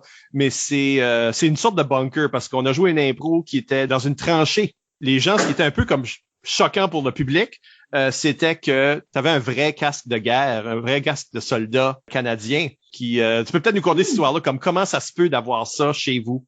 Ben, c'est très simple. Mon grand-papa, Lévio Thériault, s'est enrôlé pour la Deuxième Guerre mondiale. Ben, il a gardé son casque après. J'ose espérer qu'il avait le droit, parce que là, le ministère de la Défense va pas appeler demain. Mais j'ai son casque ici, là, avec moi. Je le montre à Michel et Isabelle pour les gens à la maison. Mais oui, c'est comme ça que j'ai son casque. Puis, il y a des POC dessus. Une fois, j'ai demandé à mon père, est-ce que c'est... Parce que je sais que mon grand-père a pas participé au combat. En fait, une fois à Londres, ils se sont rendus compte qu'il y avait accès à un Acadien éduqué. Donc, qui était, ben, vous savez comment c'était, l'accès à l'université ou aux études postsecondaires à une certaine époque. Et ben, c'était particulier, donc ils l'ont mis dans des jobs de bureau. Donc, les POC dessus, c'est probablement mon père, enfant, qui jouait avec le casque dans la cour, plutôt qu'une balle allemande qui l'aurait percuté. Wow. Puis là, ben, après ça, c'est toi qui as joué avec. Ben, en fait, j'ai jamais joué avec. On me l'a dit. Là, pour le public. Ah oui, t'as raison. J'ai joué avec. Parce qu'il était à côté de moi. Puis toi, Michel, t'avais le costumier de Radio-Canada au complet avec toi, là, ben les non, accessoires et tout. J'avais juste moi, j'ai une calotte d'aviateur, d'un Army Surplus à un moment donné. Donc, j'avais ça alentour quand on a eu l'idée de faire une impro de guerre, puis, tu sais, ton intérêt dans l'histoire, ces choses-là, ça a juste comme devenu de quoi. Il y avait une belle atmosphère. En tout cas, je voulais juste souligner une impro que t'as bien faite. C'est bien gentil. Dans ce format parce que tu semblais être dur sur toi-même. On est rendu à ce point-là où on appelle ça question éclair, mais comme on connaît Francis, je sais pas comment appeler ça là. On va surtout parler de ta démarche artistique parce qu'on n'a pas beaucoup parlé de ça parce que tu te auto-analyses peu peut-être, mais peut-être que ces questions-là vont nous sortir des éléments de comment tu opères. Être dans la tête à Francis. Oui, Michel Ledoux demande, est-ce que tu as des anciens collègues de ton équipe ou d'autres équipes qui ont apporté ton jeu à un autre niveau? Hey, ça serait super ingrat de dire non. Mais écoute, c'est très organique comme jeu, là. Si j'ai eu l'air bon à un moment donné, parce que tout le monde est là pour s'aider tout le monde, puis garder l'impro en vie, puis nourrir le feu. Fait que c'est certain, Michel, que tout le monde, et Michel sur le banc, participe à rehausser le niveau de tout le monde d'autre. Donc oui, je dépendais totalement de mes joueurs, des autres joueurs de l'autre équipe, de l'autre équipe et de mon équipe, bien sûr. J'en ai une autre d'Annick Landry qui dit « Comment ça se fait que quand tous les autres joueurs choke, toi, tu réussis à performer à 200%? » La pression me va bien. C'est juste ça. Est-ce qu'il y a un élément de remplir le trou que d'autres sont en train de laisser? Parce qu'elle parle de vraiment que les autres sont en train de choquer, là. Non, je vois pas ça. Je suis extrêmement égoïste et centré sur ma personne quand je joue. T'as pas besoin de choquer. Moi, la pression fait que je deviens focusé. Je remarque que je performe mieux sous pression. Je me souviens un peu de toi comme joueur qui rentrait beaucoup, puis des fois, c'est comme, OK, Francis, là, donne de la place aux autres. Pas juste parce que tu rentres, mais même sur la glace. Mais j'ai besoin de beaucoup quand même. J'ai besoin de mon caucus. J'ai besoin d'une équipe. Tu te souviens, Michel, toi, t'avais joué à un Richard Terrien seul. T'avais lavé tout le monde. Je pourrais pas. J'ai besoin de ma base, puis si on me la donne, la pression me dérange, va m'aider. Mais si on me donne pas ma base, ça sera pas bon. Là. Pour toi, à cause que c'est très interne, c'est moins que les autres choke, c'est peut-être que parce que les autres choke, vous êtes en train de perdre des points à l'autre équipe. Fait que là, toi, ça te kick in. Toi, ça te trigger comme on y va. Ben, ta douce moitié, José Bazinet, elle demande quel type de personnage préfères-tu incarner en impro? Principal, secondaire, plus physique, plus verbomoteur, etc., n'importe quoi. Oui, bon, on va être honnête, là. C'est souvent moi qui joue de l'impro. J'ai pas un grand range de personnages, là. C'est Francis à la plage. Oui, c'est ça. Mais verbomoteur me va bien. Physique par accident, là. Je me déplace quand même, là. Mais c'est plus verbomoteur. C'est intéressant que tu dis ça parce que Sylvain Ward, ancien coloc, demande « Francis avait un des hamsters les plus rapides et flexibles que j'ai croisés, mais pas le corporel aussi flexible. » Ça pourrait être intéressant de savoir comment il jouait avec ça dans différentes circonstances. Donc, le fait que t'es une tête qui parle, t'es moins à l'aise avec ton physique, comment est-ce qu'on... Mais j'y pense pas, c'est tout. J'y pense pas à mon physique. Moi, je rentre, mais je me tiens debout parce qu'il faut se tenir debout, puis je fais mes affaires, puis je fais mes expressions faciales, mais non. Je me souviens d'une impro où Basse Lévesque s'était mis dos au public dans le fond de la bande, la zone froide, puis il s'habillait pour aller dehors. Puis il mettait un foulard, ça avait l'air d'avoir 20 pieds, ce foulard-là. Il tournait ses bras autour, puis c'était merveilleux. Jamais que je penserais à ça. Moi, je mettrais un foulard comme on met un foulard. C'est fini. Et par ce manque-là, je le compense avec plus de mots. C'est ça, Sylvain. J'y pense pas à mon corps. Comme nous tous. Isabelle, dernière question. Avec Landry, qui a posé plusieurs questions et on apprécie, elle te demande de décrire ton lien avec les chantés. La musique occupe pas une grande place dans ma vie en général. Point. Moins que la moyenne, disons, déjà. Puis je chante pas bien, je sais pas qu'est-ce qu'une note. Pour moi, faire mi, c'est prononcer mi en chantant. Donc, les chanter m'énervent. C'est plus ça. C'est pas que c'est incapable, mais c'est juste comme, il y a des gens qui aiment ça. Il y a des gens qui sont bons à ça. Pourquoi vous m'envoyez sur une chantée? Puis Michel, tu m'avais déjà dit de plus rentrer. Tu avais dit que André Roy avait pas le droit, puis que j'étais sur la ligne d'avoir une interdiction. Je me souviens pas de l'avoir eu formellement, mais ça se peut. Évidemment, elle a posé la question parce qu'elle savait que t'étais pas bon là-dedans. Mais c'est intéressant que si on revient pour la dernière pelletée de terre sur le bunker, que cette impro-là, c'était une où ce que tu chantais, ou ce que tu as décidé par toi-même de chanter, qui n'était pas une chantée, mais ton impro fétiche, ton moment de gloire, t'as chanté. Alors, on va prendre une légère pause à ce moment-ci pour penser à notre affaire. Et au retour, on parle de comment ça change une personne jouer de l'impro avec Francis Thériault. À tout de suite.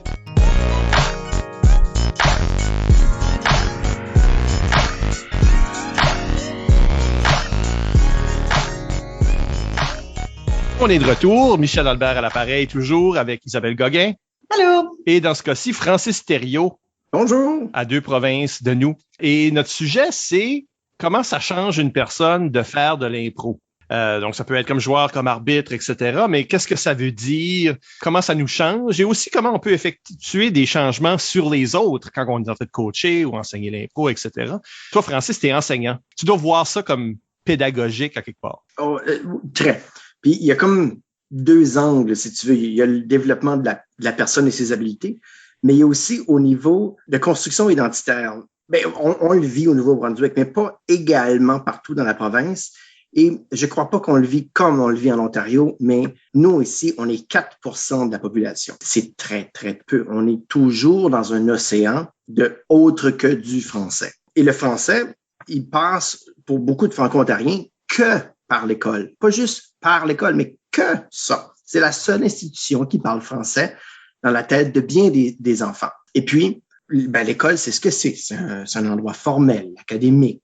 Le français, c'est une langue, c'est un outil de communication qui me donne des devoirs, qui me force à lire une langue dans laquelle je suis moins habile. J'ai pas le vocabulaire. Puis, il y a pas de roman écrit pour des adolescents qui n'ont pas beaucoup de vocabulaire. Vous me suivez? Comme, il faut pas que ce soit bébé, mais un cadavre, c'est pas un mot normal. C'est un corps. C'est ça là, qui se produit. Et c'est dur des fois de s'adapter. Et l'impro permet d'avoir des moments ludiques, non structurés, où on vit en français et on rit en français. Parce que dans un cours de maths, mes collègues de maths n'aimeront pas ça, mais on rit pas beaucoup. Ça devient une langue administrative. Comment on fait pour montrer à ces enfants-là que le français, c'est une langue qui s'applique à toutes les sphères de la vie? On peut rire en français, on peut s'amuser, on peut développer des amitiés en français. C'est une langue interpersonnelle, pas juste entre moi et une institution, moi ou une discipline comme une matière d'école.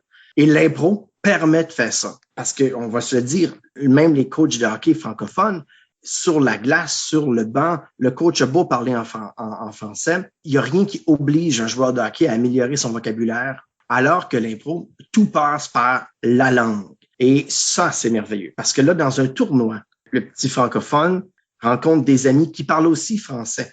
Mais pas juste qui savent la langue, qui se le parlent entre eux, chose qu'ils voient pas beaucoup à l'école. Puis là, il est obligé d'utiliser la langue pour jouer. C'est essentiel. Toutes les écoles en milieu minoritaire devraient hautement valoriser l'improvisation. Cela dit, je rappelle que ça fait des années que j'ai arrêté de le coacher. Mais quand même, ici. Je veux dire, toi-même, dans ton enseignement, Caroline McNally ici, une de tes anciennes coéquipières, qui demande comment l'impro a eu un impact sur ton approche pédagogique. Donc, toi, comme enseignant, es-tu un enseignant drôle? Es-tu sur une scène devant ta classe? Oui. Moi, pas d'impro, je serais pas enseignant. Je sais pas ce que je serais. Mais c'est pas la job que j'aurais choisi. L'enseignement me permettait d'avoir un auditoire captif. Ils n'ont pas le choix. Il y a un système qui vend mes billets pour moi et il y a des punitions aux spectateurs qui n'écoutent pas. Je veux de plus comme improvisateur. Je comprends pas pourquoi vous êtes pas enseignants, vous deux. Oui, c'est pour ça que, c'est pour ça. Là, j'exagère un peu, mais pas tant que ça. Je pense pas que je serais devenu enseignant. Je pense pas que l'idée me serait venue si c'était pas que j'ai aimé mon temps à l'école. Probablement tous les profs ont aimé leur école. Et l'impro a joué un grand rôle à développer les habiletés que j'ai besoin pour être enseignant et à me faire aimer l'école. Je n'allais pas détester l'école, mais mon Dieu que j'ai eu une belle expérience au secondaire. Donc, l'idée de faire les 30 prochaines années de ma vie dans cette même institution-là me semblait tout à fait logique. J'imagine que ce silence-là va être coupé. Oh, non, je veux le garder. Je veux le garder. Je suis en train de penser, OK, où est-ce qu'on s'en va avec ça? Mais tu as aussi parlé, là, évidemment, la construction identitaire. On a eu Yves Doucette ici la première saison qui nous a parlé un peu aussi de ça, plus en long et en large. Mais tu as mentionné aussi tout le côté développement personnel. Toi, ça t'a guidé vers ta carrière que tu as aujourd'hui, entre autres. Donc, pour le jeune qui commence, est-ce que c'est une question de découvrir des talents et intérêts ou est-ce que ça en développe? Et un peu ma question. Oh, c'est les deux. À quelque part, je me demande, OK, comme adolescent, je me découvre, je suis en pleine, c'est le moment de la vie où on se découvre. Et là, je découvre que, finalement, je peux parler devant un groupe dans des certaines circonstances. Ou est-ce que je peux pas parler devant un groupe, je suis pogné, je suis timide. On voit beaucoup de joueurs qui sont comme ça, des timides, qui, une fois qu'ils rentrent sur la glace, là, ils s'épanouissent. Le masque d'être quelqu'un d'autre ou le format qui veut que leur sens de l'humour, qui normalement les fait être taxés peut-être, se fait chicaner en classe parce que... là, on le valorise. Là, on le valorise, c'est ça. Fait que là, t'es en train de découvrir des talents que t'as, mais aussi t'es en train de développer des choses que tu développerais pas si ce n'était que pour cette activité. Tout à fait. Il y a beaucoup de gens qui vont dire, moi, je pourrais pas improviser. Mais ils se rendent pas compte que la conversation dans laquelle ils sont en train de dénigrer leur propre habileté à improviser est totalement improvisée. Tous les humains improvisent à tous les jours. Bien sûr, la conversation que j'ai avec le commis à l'épicerie, elle a des balises. Les chances qu'on parle de politique sont minces, puis les chances qu'on parle de le steak haché, c'est bon, sont plus grandes. OK? Ouais. Mais on improvise tous. Tous les humains le font. Donc, tous les humains sont capables de faire l'activité de laquelle on parle en ce moment. Mais il s'agit de le prouver, de le montrer à la personne et elle va pouvoir se rendre compte que ce qu'on fait, oui, c'est compliqué bien le faire, mais c'est pas difficile. Tout le monde est capable de le faire. Donc, on l'a tous chez nous et on peaufine cette habileté-là, mais surtout, on la pointe, on l'exhibe, on est capable de dire, moi, je suis capable de faire ça comme tout le monde. Mais ils s'en rendent juste pas compte, ces gens-là, c'est tout. Et ça, c'est extraordinaire parce qu'après, puis aussi, l'impro a une affaire que je veux rajouter à ça. Il y a personne de normal qui fait de l'impro. Il y a personne, on n'aime pas se faire pointer nos erreurs. On peut pas imaginer un contexte plus agressif que là, j'ai des attentes envers toi. Je vais te donner zéro préparation. En fait, je vais te dire que tu triches si tu t'es préparé. Je vais te prendre quasiment à nu. Je vais te mettre devant tout le monde. Puis je vais te forcer pendant 4 minutes à atteindre mes attentes que je ne communiquerai pas avec toi. Moi, je veux rire. L'autre veut pleurer. Bon, by the way, on est une salle. On a toutes des attentes différentes. Suck it up. Et quand tu auras fini, on va toutes rallumer les lumières de la scène et on va te dire si on a aimé ça. Il n'y aura pas de nuance. Il n'y a pas de carton mauve, là. C'est rouge ou c'est bleu.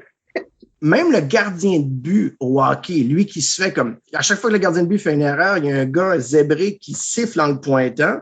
On allume une lumière, on décolle de la musique, puis il y a des gens qui applaudissent. Comme même lui, il a moins rough que nous autres, je trouve. T'as pas mis l'arbitre dans l'équation, là. Cet arbitre-là qui va dire, t'as fait une erreur et je l'explique. Oui. Je t'humilie en public, oui. Alors, puis là, t'as pas le droit d'y répliquer. T'as pas le droit de te défendre. Puis là, ensuite, on va te dire si c'était bon ou mauvais. Puis on va s'attendre à ce que tu refasses ça. Oh, et by the way, on fait ça à la jeune adolescence quand t'as pas les outils cognitifs pour dealer avec tout ça. Une fois que tu vis ça, là, t'es jamais mal pris. Tu me suis comme, tu peux plus avoir peur de grand chose par rapport à l'être humain après, là. Bon, il y a une arme à feu, fin, là. Mais dans le social, là, Je peux être dans le trouble, je peux dire une connerie, on peut me reprocher 1000 choses, mais there's no way que j'ai peur. Moi, j'ai vécu de l'impro. C'est extrêmement libérateur ce que ça donne après à une personne. Je rapporte ça à ma job, là, mais il y a des non-enseignants en ce moment qui se seraient épanouis dans cette job-là. Ben, ils pouvaient pas concevoir parler à un groupe. Ben, c'est malheureux. Fait que non, ça change beaucoup, beaucoup, beaucoup. Ça aiguise les outils qu'on a tous, je reviens à ma première idée, qu'on a tous déjà. Donc, moi, je dis, mettez tous vos enfants dans l'impro à un moment donné. Moi, je dis aussi ça. Mais toi, Isabelle, tu as un background en psychologie.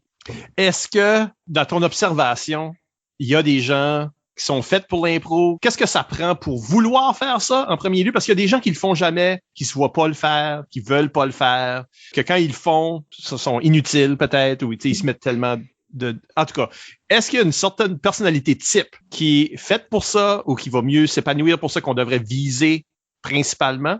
Ou c'est vraiment, comme Francis l'a dit, garde, tout le monde peut faire ça, tout le monde peut... Je sais pas si tout le monde peut exceller, mais tout le monde peut le faire et devrait le faire. Je suis contente que tu fais appel à mon bac en psychologie expérimentale que j'ai pas utilisé, ça fait 10 ans. Mais c'est quand même, tu sais là, chaque fois qu'on joue un impro, c'est une expérience. Oui, c'est en effet la majorité de là est ce que j'utilise mes connaissances de psychologie. Moi, ce que je ferais, c'est ta question originale, c'était comme est-ce que ça prend est-ce que ça développe quelque chose que tu as déjà ou est-ce que ça développe quelque chose de nouveau? Moi, au lieu de donner ça comme option, moi, je mettrais ça comme une timeline. Parce que je pense que chaque personne a quelque chose à l'intérieur d'eux qui les rend un bon improvisateur, puis le reste, ça s'apprend. So, tu sais, peut-être que t'es pas bon à être sur scène, à être confortable, mais peut-être que t'es une personne qui a naturellement un bon réflexe pour développer des histoires. Puis ça, c'est quelque chose qui est vraiment ancré dans l'impro, mais ça, faut que t'apprennes, c'est être sur scène, puis comme transmettre ça au public. Ça, c'est quelque chose qui peut bloquer le monde, mais que naturellement sont des bons raconteurs d'histoires où ils ont comme une super peur d'être devant une crowd, mais que comme, tu sais, one-on-one, ils te racontent une histoire, puis c'est engageant, puis c'est dynamique, puis ils se sont rappelés des détails de leur histoire, puis sont en train d'ajouter ça dans la façon qu'ils te racontent ça. Peut-être drôle, ou c'est peut-être juste, tu sais, là, t'es assis debout de ton siège à écouter leur histoire parce que ils ont vraiment ce talent-là. Moi, aussitôt que tu les mets devant un gros, le monde qui les regarde, ça disparaît, ça, tu sais. Mais ça, ça veut dire que c'est ça, cette partie-là de l'improvisation qui a besoin d'être appris. Il y a du monde qui sont excellents à être devant un groupe, mais ils savent pas raconter une histoire pantoute. Puis ça, c'est la chose qu'il faut qu'ils apprennent. Naturellement, des humains sont des raconteurs d'histoires. Il y a dans la sphère de choses que tu as besoin en impro, peut-être que tu es juste bon à écouter. Comme on oublie ça, mais il y a des gens qui sont super bons à écouter puis qui se rappellent de des conversations, des affaires que tu as dit. Moi, de moi, dans ma vie, c'est comme, ah oui, c'est vrai parce que t'aimes vraiment ça, toi, hein? Je suis comme, comment tu sais ça? C'est comme, tu me l'as mentionné à ma nez, puis je suis comme, je t'ai mentionné ça à ma nez, comme, ils se sont rappelés de ce détail-là. Puis ça, c'est une grosse force en impro qu'on oublie de mentionner. On focus beaucoup sur la performance puis le côté histoire, mais il y a plein de sous-qualités que ça prend faire une improvisation que la majorité du monde a au moins une combinaison. Il y a un diagramme de Venn. Tu te trouves en quelque part. Il y a certaines des qualités qui vont se trouver, qui sandwich, qui se côté, puis l'improvisation en quelque part là-dedans. Fait qu'à mon avis, tout le monde peut être improvisateur. Je pense qu'il y a du monde qui se sont fait apprendre, qui ont reçu le feedback dans leur vie qu'ils sont pas des improvisateurs. Le monde qui dit, moi, je pourrais jamais faire ça. Ça arrive souvent, tu l'as mentionné, le monde dit ça beaucoup. Je pense qu'ils se sont peut-être fait comme kind of découragés de faire ça à un moment donné un petit peu. Comme, ils ont eu l'impression, basée sur une expérience que, ça, c'est pas pour moi. Moi, je suis pas, ils ont peut-être pas réussi une fois, puis à cause de ça, ça veut dire que je peux jamais le faire. Il y a ce genre de dynamique-là. Je pense que le monde se fait décourager beaucoup dans ce sens-là, mais je pense que tout le monde peut puis devrait être un improvisateur. Je pense que des improvisateurs développent des qualités qui sont vraiment importantes dans la vie de tous les jours. Beaucoup de relations interpersonnelles, beaucoup de milieux de travail. C'est important dans n'importe quel... Un médecin, là, ça regarde comme qu'est-ce qu'un improvisateur a à faire être un médecin. Un médecin a besoin de parler à des patients. Puis il faut qu'ils s'adaptent à leurs réactions, puis il faut qu'ils soient capables de s'adresser clairement, mais aussi, tu sais, de façon à comprendre que cette personne-là a des émotions. Puis moi, j'ai parlé à beaucoup de médecins qui devraient avoir de l'impro dans leur background parce que sont secs, puis on dirait que tu sors de là moins bien que t'as rentré parce que c'est comme, t'aurais pu me dire ça d'un autre way, disons, là. C'est pas nécessaire, cette affaire-là que t'as dit, comme, personne-là aurait eu besoin de cette sorte de skill set-là pour juste, sur le tas, être capable d'expliquer qu'est-ce que la procédure va être, ou, tu sais. Puis, je pense pas qu'il y a comme de milieu où c'est pas important. J'aimerais ramener ça à qu'est-ce que Isabelle Godin nous a demandé sur un média social quelconque.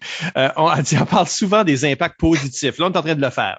T'sais, et les gens vont aller en situation d'entrevue, d'emploi ou quoi que ce soit. Puis maintenant, les employeurs savent souvent plus qu'est-ce que ça veut dire de l'impro parce qu'ils en ont vu. Ça existait pendant leur trajet, là, tu sais. J'ai 100% déjà eu des jobs juste parce que l'impro s'est écrit sur mon CV, là. Certainement. C'est comme, ils aimaient pas vraiment les autres candidats. Il fait de l'impro. All right. Okay. C'est quand même pas si positif que ça, là, mais c'est pas la façon que tu le racontes. Mais tu sais, par exemple, ça nous donne l'initiative. On a de l'initiative parce qu'on peut travailler tout seul on est habitué à être tout seul sur scène, comme on a le travail d'équipe, comme on a l'adaptation à toute situation, à des situations de crise, à des choses. On est habitué à travailler sous pression. Les gens voient ça comme un plus. Mais Isabelle ici nous demande comme c'est quoi les mauvais plis qu'on développe. C'est quoi le côté négatif de devenir improvisateur puis d'avoir une tête d'improvisateur puis d'avoir cette tête branchée? Parce que surtout si on commence à la jeune adolescence, comme tu disais, Francis, on est en train de faire des connexions dans notre cerveau qui vont nous suivre, là. On est wiré d'une telle façon. Comment on réalise aussi qu'on a ces faux plis-là?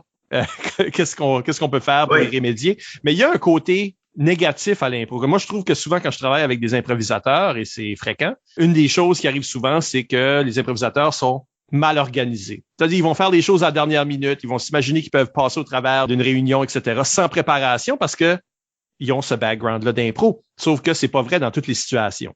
Non, t'as raison, tu me fais voir ça. Moi, je pensais que j'étais mal organisé par nature, mais là, je me dis, c'est peut-être bien. L'impro m'a habitué à être capable de wing, et la vie se wing pas, là. Ma job se wing pas. Je pense que ça crée comme une sorte de paresse dans un sens, parce qu'il y en a d'entre nous qui sont très organisés, très structurés. Moi, je vois l'impro comme, OK, c'est 8 impros, il y a ci, il y a ça, faut que ça soit demain. Là, je suis en train de voir, Isabelle est pareil, là. Peut-être que c'est ça qui la structure de l'impro nous a donné une sorte de structure de vie, parce que quand je fais quelque chose, OK, ça, c'est les étapes, ça, c'est les choses, c'est de même que je équilibre les différents éléments, parce que dans mon match, il faut que ça soit équilibré pour que le spectacle fasse du sens. Donc, c'est plus une tête d'arbitre, dans mon cas peut-être, qu'une tête de joueur. Mais ma tête de joueur existe aussi, où on fera ça à la dernière minute, on passera au travers, on improvisera ça. Des fois, t'as l'impro magique, puis là, des fois, t'as l'impro de marde. Et si tu fais ça avec ta vie, ou dans d'autres sortes de projets, ben, des fois, t'auras l'impro de marde, là. Je pense pas qu'il y a beaucoup de mauvais côtés. Bon, j'ai le souvenir de ma mère qui, à certaines reprises, me rappelait là, c'est pas un impro, là. OK. Mais, fait que oui, il peut y avoir des...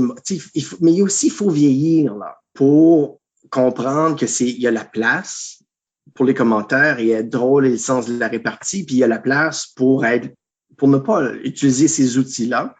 Mais je te dirais que du moment que mais ça, c'est vrai pour n'importe quoi d'autre. Tu sais, du moment que tu vieillis puis tu deviens plus sage, ben, tu utilises tes outils, n'importe lesquels qu'ils sont, tu les utilises mieux. Fait que je te dirais, moi, qu'il n'y a pas énormément de mauvais côtés à l'impro. En fait, j'irais même jusqu'à dire qu'il n'y en a pas. Ben, what about être tannant? Mais ça, c'est une de mes craintes constantes. Puis des fois, je l'ai dit à des amis proches, là, où je suis comme, tu sais, on a tout ce collègue-là qui parle toujours de lui-même, qui ramène tout à lui. Puis, il parle tout le temps, c'est juste fatigant. Puis là, tu as un improvisateur verbomoteur qui s'assoit à la même table du personnel pour dîner, puis eux, ils savent pas, mais ils sont ma foule de 6, là. Est-ce que je vais monopoliser tout encore? Ça, c'est une crainte que j'ai dans ma tête. Quand je l'exprime, on me rassure. Il y a peut-être tous des menteurs qui m'aiment bien. Mais non, ça pourrait être tannant. Puis aussi, quand tu croises d'autres, faut que tu aies la maturité de ne pas surjouer, là, pour essayer d'être plus drôle que l'autre. Tu sais, à un moment donné... la compétition sociale. Moi, je ressens pas cette pression-là, mais je peux totalement comprendre que quelqu'un qui est revenu avec ses anciens improvisateurs veut leur montrer qu'il l'a encore, puis qu'il en devient un petit peu tannant. Mais là, on parle vraiment, dernier exemple, c'est une exception de vie, là. Mais être tannant tous les jours, ça peut être possible. Oui. Mais c'est pas la faute de l'impro. Non, ça, c'est la faute du tempérament d'everyone qui fait de l'impro. Ben, moi, je pense que oui, c'est ça rapport. Je pense que être sur scène, être obligé d'être drôle, t'es valorisé par comment drôle que t'es, même si l'impro, c'est plus que ça. C'est souvent ça qui est la réaction. Les gens te jugent basé là-dessus. Tu te retrouves dans un groupe d'improvisateurs, juste des improvisateurs, puis c'est la guerre, puis il y en a du monde qui font comment, OK, ben là, c'est dur d'avoir ta voix. Donc, je pense que oui, ça crée une attitude, disons. Ou ce que maintenant, tu vas dans ton travail, tu vas ailleurs dans la vie, puis tu as envie de faire des jokes, puis tu as envie de détendre l'atmosphère, mais tu as aussi envie d'être en compétition avec n'importe qui d'autre qui essaye de prendre la place. Ben, je dirais ça, par exemple, un public d'improvisateurs, comme juste socialement, est pas mal plus harsh, puis des fois, ça peut morpher la way que tu penses. Comme moi, des fois, je me trouve comme juste moyennement drôle, juste parce que des fois, je dis quoi, puis le average improvisateur, ben, juste regarde comme crickets, pas drôle. Puis là, je me retrouve dans différents contextes. Ouais, est-ce que je suis avec comme genre des collègues complètement pas reliés ou quelque chose. Puis là, je dis quelque chose que je m'aurais fait hard bouer par les improvisateurs. Puis ça, ils sont comme en train de rouler par terre, en train de faire comme t'es la plus drôle personne qui a jamais existé. Puis c'est comme ouf, ça jouerait pas dans mon public normal, ça. On n'est pas toujours une bonne crowd. Non, ça c'est vrai. Je pense que comme moi, ça m'affecte. Ben, c'est comme n'importe quelle expertise que tu développes. Après, tu vas aller voir ta chose. C'est comme si tu étais un cinématographe. Tu irais voir des films, tu ferais comme cinématographie. C'est la chose que tu regarderais puis que tu critiquerais. Mais moi, quand je vais voir des humoristes, par exemple, je suis comme, j'ai pensé à ton punch avant toi, ou j'ai pensé à un meilleur punch que qu'est-ce que tu viens de m'offrir. Un spectacle d'humour, moi, je suis un impossible. Ben, je comprends ça. Ça, c'est peut-être un mauvais pli d'improvisateur parce que comme, je pense qu'un improvisateur project dans l'avenir vraiment facilement parce que comme tu sais, moi, j'imagine toujours ça. C'est comme ce meme-là, puisqu'il y a plein de maths écrits partout, là. Ouais, ben ça, c'est même un petit peu que j'imagine l'improvisation, parce que comme un improvisateur est là, puis l'autre joueur lui dit quelque chose, puis là, il y a juste comme la projection qui sort, puis il faut que l'improvisateur comme choisisse quelle option qu'il pourrait faire, qu'est-ce qu'il pourrait... Puis après ça, tout ça, c'est comme 0,5 secondes. Là. Mais l'affaire, c'est que moi aussi, ça m'arrive que des fois, je regarde un film, puis je fais comme, il va dire la joke que je sais qu'il va dire parce que j'ai juste enregistré le setup, puis j'ai vu ce que c'était. Tu vois la montée, puis comme là, il va y avoir une chute, et voilà. Mais ça, c'est comme n'importe quelle expertise que tu aurais. C'est juste là, on a une expertise dans de l'écriture automatique. On n'a pas besoin d'analyser de l'écriture par après. On l'analyse pendant parce que nous autres, on est en train de faire ça sur scène. Un autre mauvais pli qui est comme qui est comme étrange, puis je sais pas, c'est peut-être juste moi là, mais je sais pas. J'ai besoin d'un thème. Comme des fois, je me retrouve vraiment blank slate dans ma tête. Puis là, faut quasiment que je fasse comme ce site. Puis là, mon cerveau fait comme OK, ce site. On dirait que des fois, mon cerveau comme attend qu'il y ait comme un élément déclencheur de la pensée. Comme par exemple, moi j'écris des fois des textes pour le blog d'Impro NB. Puis je suis souvent juste assis devant une page en train de faire comme OK, dans ce sens-là, ouais. Épicerie. OK, ça me prend ça. Non, mais tu ris, mais épicerie aussi, parce que des fois, je suis comme, qu'est-ce que je vais manger?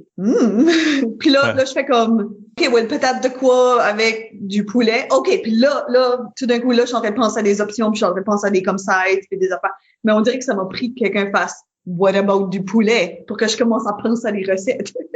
Je veux dire, t'as dit tu ris, mais non, là, c'est un public beaucoup trop difficile pour ça.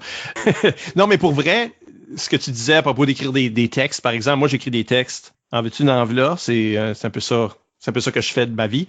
Souvent, ça commence avec, comme je suis vraiment un improvisateur quand ça vient à ça.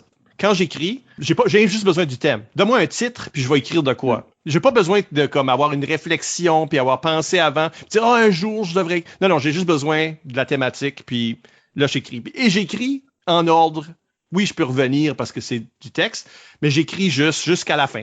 J'écris jusqu'à temps que c'est fini. Tout d'un trait. Donc, ça se procède organiquement d'une pensée à l'autre, si on veut. En tout cas, on l'espère. Et aussi, j'ai beaucoup de difficultés avec des longues formes de prose. Donc, moi, je suis plus apte à écrire de l'essai, ce qu'on fait avec le blog d'Impro NB, par exemple, ou des nouvelles, une short story. Mais le roman m'échappe parce que aussitôt que j'essaye d'écrire quelque chose de plus long, je me retrouve à comme, voyons, c'est déjà fini. Je suis jamais capable de me rendre très loin, malgré le fait que j'ai fait des expériences d'impro-théâtre qui sont plus longues, etc. On parle quand même de quelque chose qui se passe en dedans d'1 heure, 1 heure et demie. C'est pas long, là. la courte forme, se rendre au but rapidement. C'est efficace aussi. Il n'y a pas de détails en impro. C'est au cerveau du public à l'imaginer la table. Moi, j'ai pas le temps. On va te montrer qu'il y en a une pour te dire qu'il y en a une. Mais là, c'est toi qui en mets brune toute seule. Là. Donc, on est efficace. C'est sûr que si on regarde, tu sais, là, quand on parle des 7 piliers, ce sont des choses qui nous servent dans la vie. Et que j'espère que si c'est une valeur qu'on épouse en impro, on va l'épouser dans notre vie aussi. Que ce soit le respect, l'écoute, l'efficacité en est une de ceux-là. Dire la vérité, savoir comment écrire, savoir être cultivé, aller chercher des choses, des éléments de culture que normalement on n'aurait pas été chercher, mais juste parce qu'on a un intérêt à amplifier notre champ de qu'est-ce qu'on est capable de dire en impro. Toutes ces choses-là se rendent disponibles. Tu sais, ça, c'est toutes des choses que si on les épouse, parce qu'on fait souvent ça, là. En impro, faut pas dire non, right? On a l'habitude de dire ça. Et si on épouse cette valeur-là, ben, on se retrouve avec vivre des expériences qu'on n'aurait pas vécues si on avait été un petit peu plus timide ou un petit peu plus snob ou un petit peu plus. Donc, je me sens, là, quand on voyage ensemble, c'est une des expériences que tu mentionnais qui est importante, c'est que souvent, ces affaires-là, c'est mémorable parce que quelqu'un a dit, hey, faisons telle chose qui est absurde ou ridicule ou hors du commun pour des autres membres du groupe, puis on le fait juste parce que pourquoi est-ce qu'on dirait non? Et là, on vit quelque chose qu'on n'aurait jamais vécu normalement. Je pense que pour un improvisateur, ça fait partie. Là. Puis je pense que comme ça peut être quelque chose qui est comme l'expression something out of nothing. Là. Comme je pense qu'un improvisateur a cette qualité-là. Ou est-ce que tu me fais penser à des voyages, mais une fois, on avait été dans un cottage, puis une des images, il y avait comme genre une vieille peinture de comme une madame comme victorienne, puis il y avait comme une comme craque dedans, comme ça avait été comme percé, et puis on a passé comme 1h30 à faire des jokes about comment est-ce qu'elle allait nous hanter, puis là on était comme en train de faire des creepy photos avec la façon de trouver comme on a eu du fun avec ça pendant comme 1 heure de temps. Puis je pense que ça c'est la valeur de l'impro, c'est aussi trouver comme quelque chose d'intéressant avec n'importe quoi. Tantôt tu as parlé de ton médecin, puis ce que tu dis là, je trouve que ça va ensemble. Dans une impro, comme si je fais l'épicerie, je peux la faire avec 200 personnes et pas parler et pas m'intéresser à ces gens-là. En impro, je ne peux pas m'intéresser à toi parce que j'ai pas le droit. Je dois t'écouter, je dois te nourrir, je suis obligé de prendre ce que tu me donnes, je dois bâtir avec quelque chose avec toi. Mais ça veut dire que je suis maintenant, à force, par répétition, je suis capable de construire n'importe quoi avec n'importe qui, n'importe où. Donc, le médecin qui voit son patient comme c'est une étude de cas. Ta radiographie dit que tu as le cancer, je te dis que tu as le cancer, puis l'autre est comme, oh my God! Mais le médecin bâtit rien, lui. Lui, il fait son travail comme un technicien.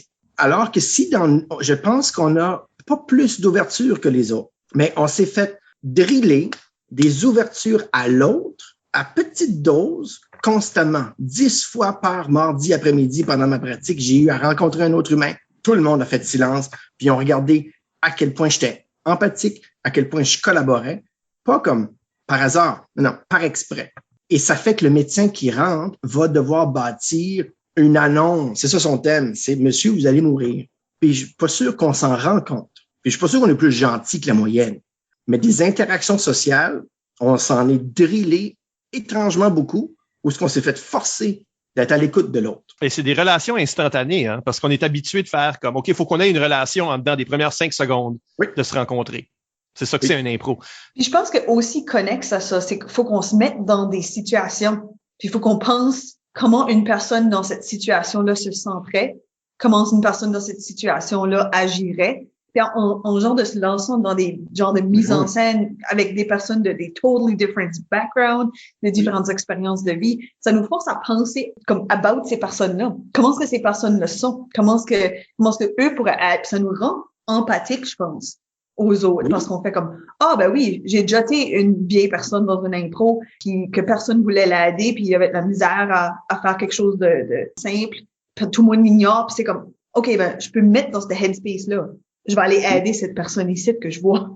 Oui, parce que dans l'impro, chaque chose que je fais va engendrer une réaction de l'autre et je suis obligé de respecter la réaction de l'autre et de dealer avec. Je peux jamais ignorer l'autre. Pour moi, ignorer les gens qui réagissent, on m'a drillé à faire le contraire. T'as pas besoin de l'impro pour être une bonne personne. Non, t'as besoin de faire de l'impro pour être une bonne personne. Moi, je vais dire ça. En tant que directrice générale d'improvisation au Brunswick, j'aimerais que cette rumeur-là start. Comme c'est aussi possible qu'un improvisateur soit une mauvaise personne. Mais aussi, je pense que ça paraît dans son jeu. Je pense que c'est les genres de choses que si t'es avare, t'es pas empathique, que ça paraît, t'auras pas d'écoute, tu vas être un mangeur de glace, tu sais, je veux dire, le joueur qui a ces défauts-là sur la glace a peut-être aussi ces défauts-là dans la vie. Ça, c'est les choses qu'il faudrait qu'il travaille dessus. Une des choses qui est un peu en background de tout ce qu'on est en train de dire, et dans la question de Nathalie Gauguin ici, elle nous demande de parler d'amitié d'impro. Oui. Donc, on parle beaucoup d'être en groupe, puis c'est un groupe de tannants, mais c'est aussi des relations qui ont été forgées à travers ces tournois-là, ou travailler dans des équipes ensemble. Mais des amitiés d'impro, c'est quelque chose qui, je pense, qui est peut-être un des facteurs numéro 1 à affecter la vie d'une personne en termes de qu'est-ce qui sera leur carrière, leurs opportunités, etc. C'est drôle avoir une chimie avec une personne. Tu le vois quand tu joues avec l'autre, à quel point il y a 1001 non-dits, on est tout au courant de la même chose. Et ça, c'est d'un point de vue de la foule, c'est impressionnant. Tu te dis, ils l'ont dit dans le caucus, mais toi, tu le sais que tu l'as pas dit à Annick dans le caucus. Mais ça fonctionne, je sais pas, il y a comme, je vais le rappeler encore, je vais l'appeler de la chimie encore, mais cette affaire-là qu'on appelle la chimie d'impro, c'est impressionnant quand tu la vis. T'as pas besoin d'impro pour la vivre. Je veux dire, les joueurs de hockey s'envoient des passes sans regarder, puis parce qu'ils savent que l'autre est là. Mais cette chose-là se produit en impro aussi, et c'est très impressionnant à vivre. Puis c'est beau à vivre. Est-ce que ça, je veux dire, les gens avec qui tu avais de la chimie sur glace, c'est-tu des gens qui ont tendance à rester tes proches? Moi, j'ai pris la décision à un moment donné d'aller en Ontario. Je suis pas le meilleur ami à distance. Donc, autant que j'aime beaucoup des gens, et là, je vais la renommer, mais Annick, autant que ça faisait longtemps que j'y avais pas parlé, qu'on a joué ensemble dans la clique. Dans mon cœur, elle est dans le top pareil. Mais non, en termes d'amitié, là, je pense que c'est peut-être pas tant l'improvisation que la personnalité que, d'ailleurs, j'ai fait un nouveau réseau, mais mon Dieu, j'aime encore les gens avec qui j'ai vu. Puis je vous disais, ce que j'aimais de la clique, c'était pas jouer, c'était le après, voir les gens. Non, ça bâtit des amitiés qui sont quand même solides, même si je suis un mauvais ami à distance. Il y a un réseau qui se crée d'une façon ou d'une autre quand tu travailles dans une même activité, où les gens, comme au moins, peut-être qu'on n'a pas besoin d'avoir une chimie, peut-être même jamais jouer ensemble, mais one of us. Quand est-ce que tu vois quelqu'un qui a joué de l'impro, avec toi ou non, ou qui t'as juste vu jouer de l'impro, ou eux autres t'ont vu jouer de l'impro, il y a comme une sorte de relation naturelle qui peut ouvrir des portes, surtout si tu restes dans le même milieu où ce que les gens ont la chance de te voir, là, mais en dedans du même milieu, les portes s'ouvrent, des emplois s'ouvrent, des gens pensent à toi pour faire une telle chose. C'est vrai qu'on se sent comme un réseau. Comme tu vois, il y a la semaine dernière, j'ai croisé quelqu'un que je connais vaguement à l'épicerie et j'ai tout fait ce que j'ai pu pour pas le croiser dans l'épicerie. Mission réussie quand j'ai quitté la caisse, puis j'ai fait dos à toute la foule du magasin, puis je suis parti. Alors que au congrès mondial, au dernier, là, j'étais à Charlottetown et j'ai vu Samuel Chiasson, à qui j'ai parlé peut-être 2 fois dans ma vie. Pas plus que ça, on n'a pas joué en même temps. Et j'ai tout arrêté, la poussette et tout, et j'ai attendu qu'il finisse son bout d'émission, planté là, et il a fallu que je me présente après pour lui rappeler que j'existais, et dérangeait pas tout. C'est pas parce que je suis starstruck, c'est juste parce que dans ma tête, lui, il est dans ma gang. Même si vous avez jamais vraiment fait des choses ensemble. Non, mais lui, il joue de l'impro. Ça, c'est fort. Je pense que quand c'est un improvisateur, c'est tellement intime comme effort parce que comme tu rentres dans une arène avec quelqu'un, essentiellement, faut que tu dises les choses qui te sortent de la tête immédiatement. Il n'y a pas beaucoup de filtres, mais aussi faut que tu vraiment fasses confiance à l'autre. Je pense que le fait que tu sois extrêmement ouvert, puis que tu t'empêches pas, ça, tu juste vas. Oui. Mais aussi qu'il faut que tu aies vraiment confiance que l'autre personne va réagir, puis que comme ils ont proposé quelque chose, ils ont peut-être une idée, va leur faire confiance. Mais cette confiance-là, puis cette ouverture d'esprit-là, je pense que ça forge des amitiés beaucoup plus profondes, très rapidement, que comme une amitié normale.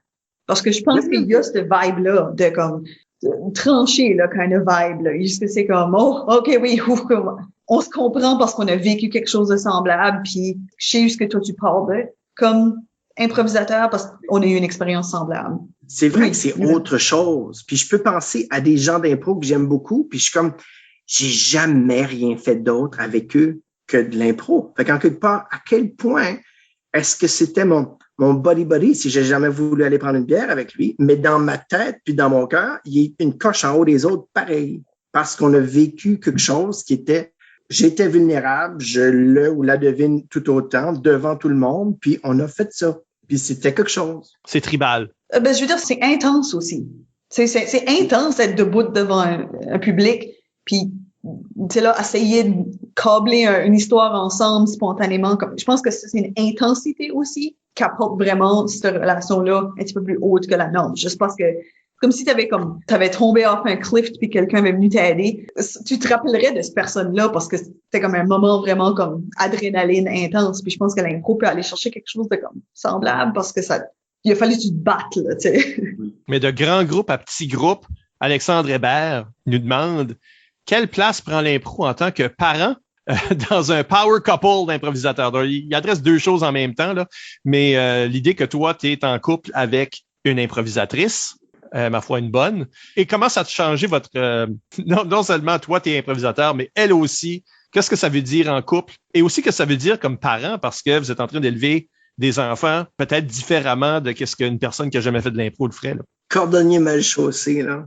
Ah oui? Mes enfants ont vu 2 matchs d'impro dans leur vie et on a joué dans la maison de l'impro une fois.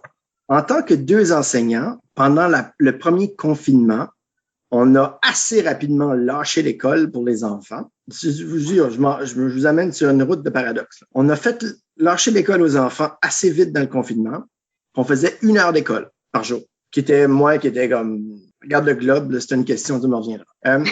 Et à un moment donné, j'ai dit, oh my God, on va jouer de l'impro. Puis on a fait ça. Ça a duré 15 minutes et c'était la première et seule fois où on a fait de l'improvisation dans la maison. Of course, qu'on en fait at large. Les enfants inventent des histoires, ils racontent leur journée. Donc, c'est des conversations qui sont improvisées. Mais de l'improvisation, comme on pourrait penser que moi et José, on en aurait fait, on n'en fait pas. Et ça ne m'inquiète pas. Parce que moi, j'ai appris l'impro, le jeu, très tard, adolescent.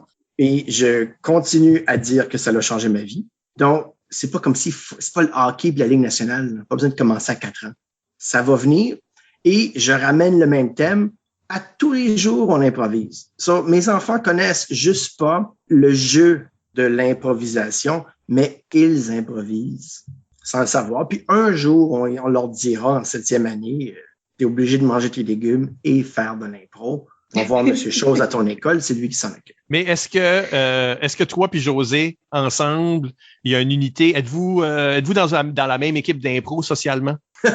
Réexplique-moi ta question. Ben, tu sais, comme, j'essaie juste de comme décoder qu'est-ce que Bébert a demandé, là. Comme un improvisateur, c'est tannant. 2 improvisateurs ensemble, puis qui sont sur la même équipe, puis qui socialement, qui se promènent, tu sais, qui ont des relations avec d'autres gens à l'extérieur du foyer. C'est extra tannant. Mais je me demande juste, y a-t-il quelque chose de spécial à propos de être en couple avec une improvisatrice?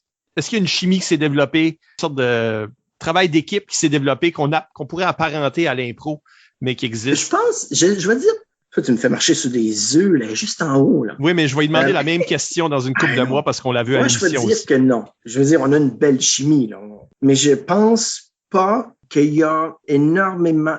Un couple extérieur qui nous voit se dit pas, tu fais de l'impro, ce monde-là?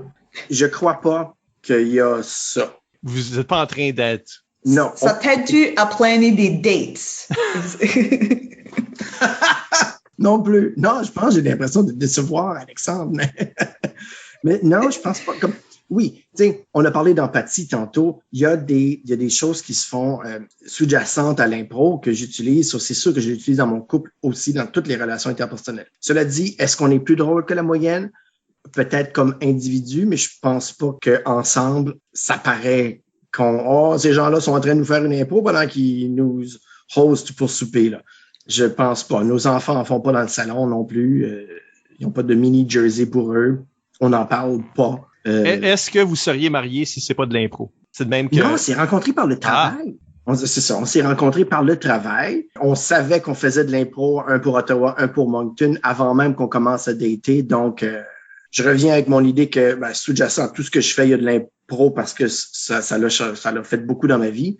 Mais non, elle aurait pu ne pas jouer de l'impro, puis possiblement qu'on sera ensemble pareil. Voilà. T'as ta réponse, Bébert. Une autre question inutile. En parlant de questions inutiles, une dernière ici de Mathieu Chalifou. Je dis inutile parce que je suis pas sûr que tu as une réponse à ça. Mais il dit, on sait que tous les jours, il y a des impros marquantes. lui, il dit voir bunker. Donc, ça va faire Chalet on a enterré l'impro finalement. Mais est-ce qu'il y a un tournoi ou une impro spécifique que toi, ça t'a changé comme personne, que tu l'aies joué ou non? Parce que moi, je suis capable de penser à des impros qui ont changé mon jeu, ma vision du jeu. Mais une impro qui a changé ta vie, autre que peut-être la première, qui fait en sorte que maintenant tu joues de l'impro, là? Ouais, je me souviens de ma première. Hein? Ah oui? Oui. Pas moi, pas du tout. Oui. Ben, ma première devant une foule. Pour venir à la question de Mathieu, non, il n'y a pas d'impro qui a changé ma vie, Mathieu.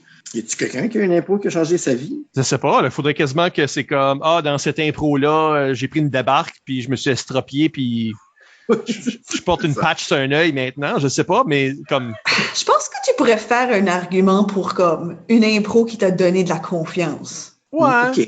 Je veux dire, c'est développemental, tout ça, comme... C'est par moment, comme ça, cette impro-là m'a rendu un meilleur improvisateur, qui m'a donc rendu meilleur dans les choses que les improvisateurs sont bons à faire.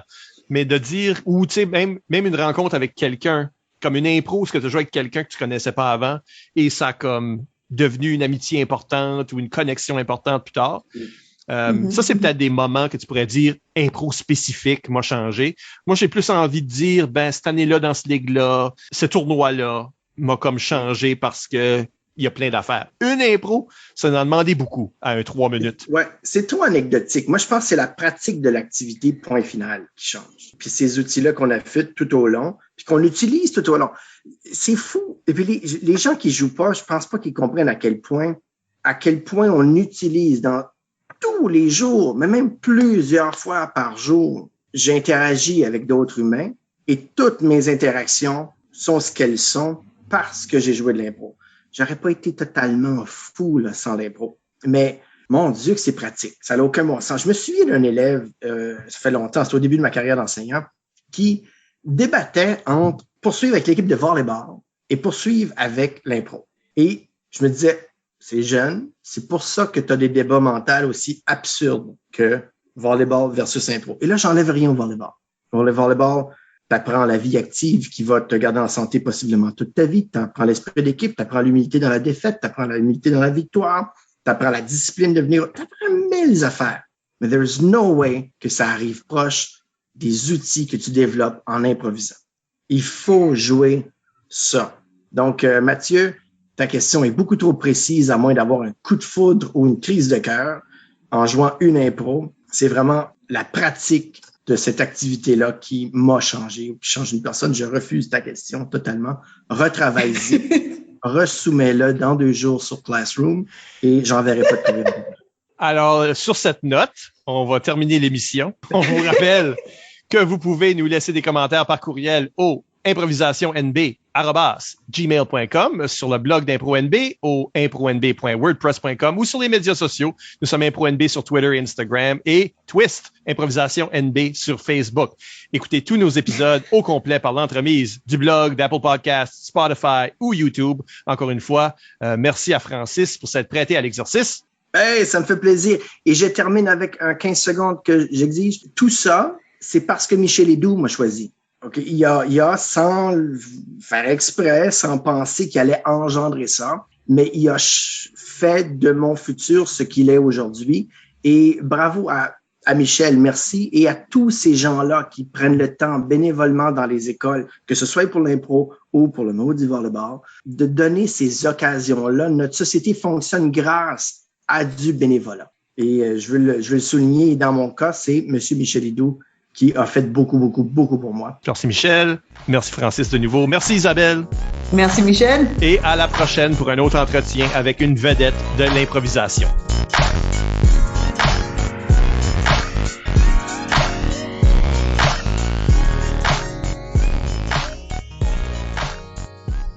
J'ai même montré le toutou que j'ai typé. Puis j'ai dit, regarde, nos problèmes d'identité sont même dans notre mascotte. Cette marmotte-là est un porc-épic.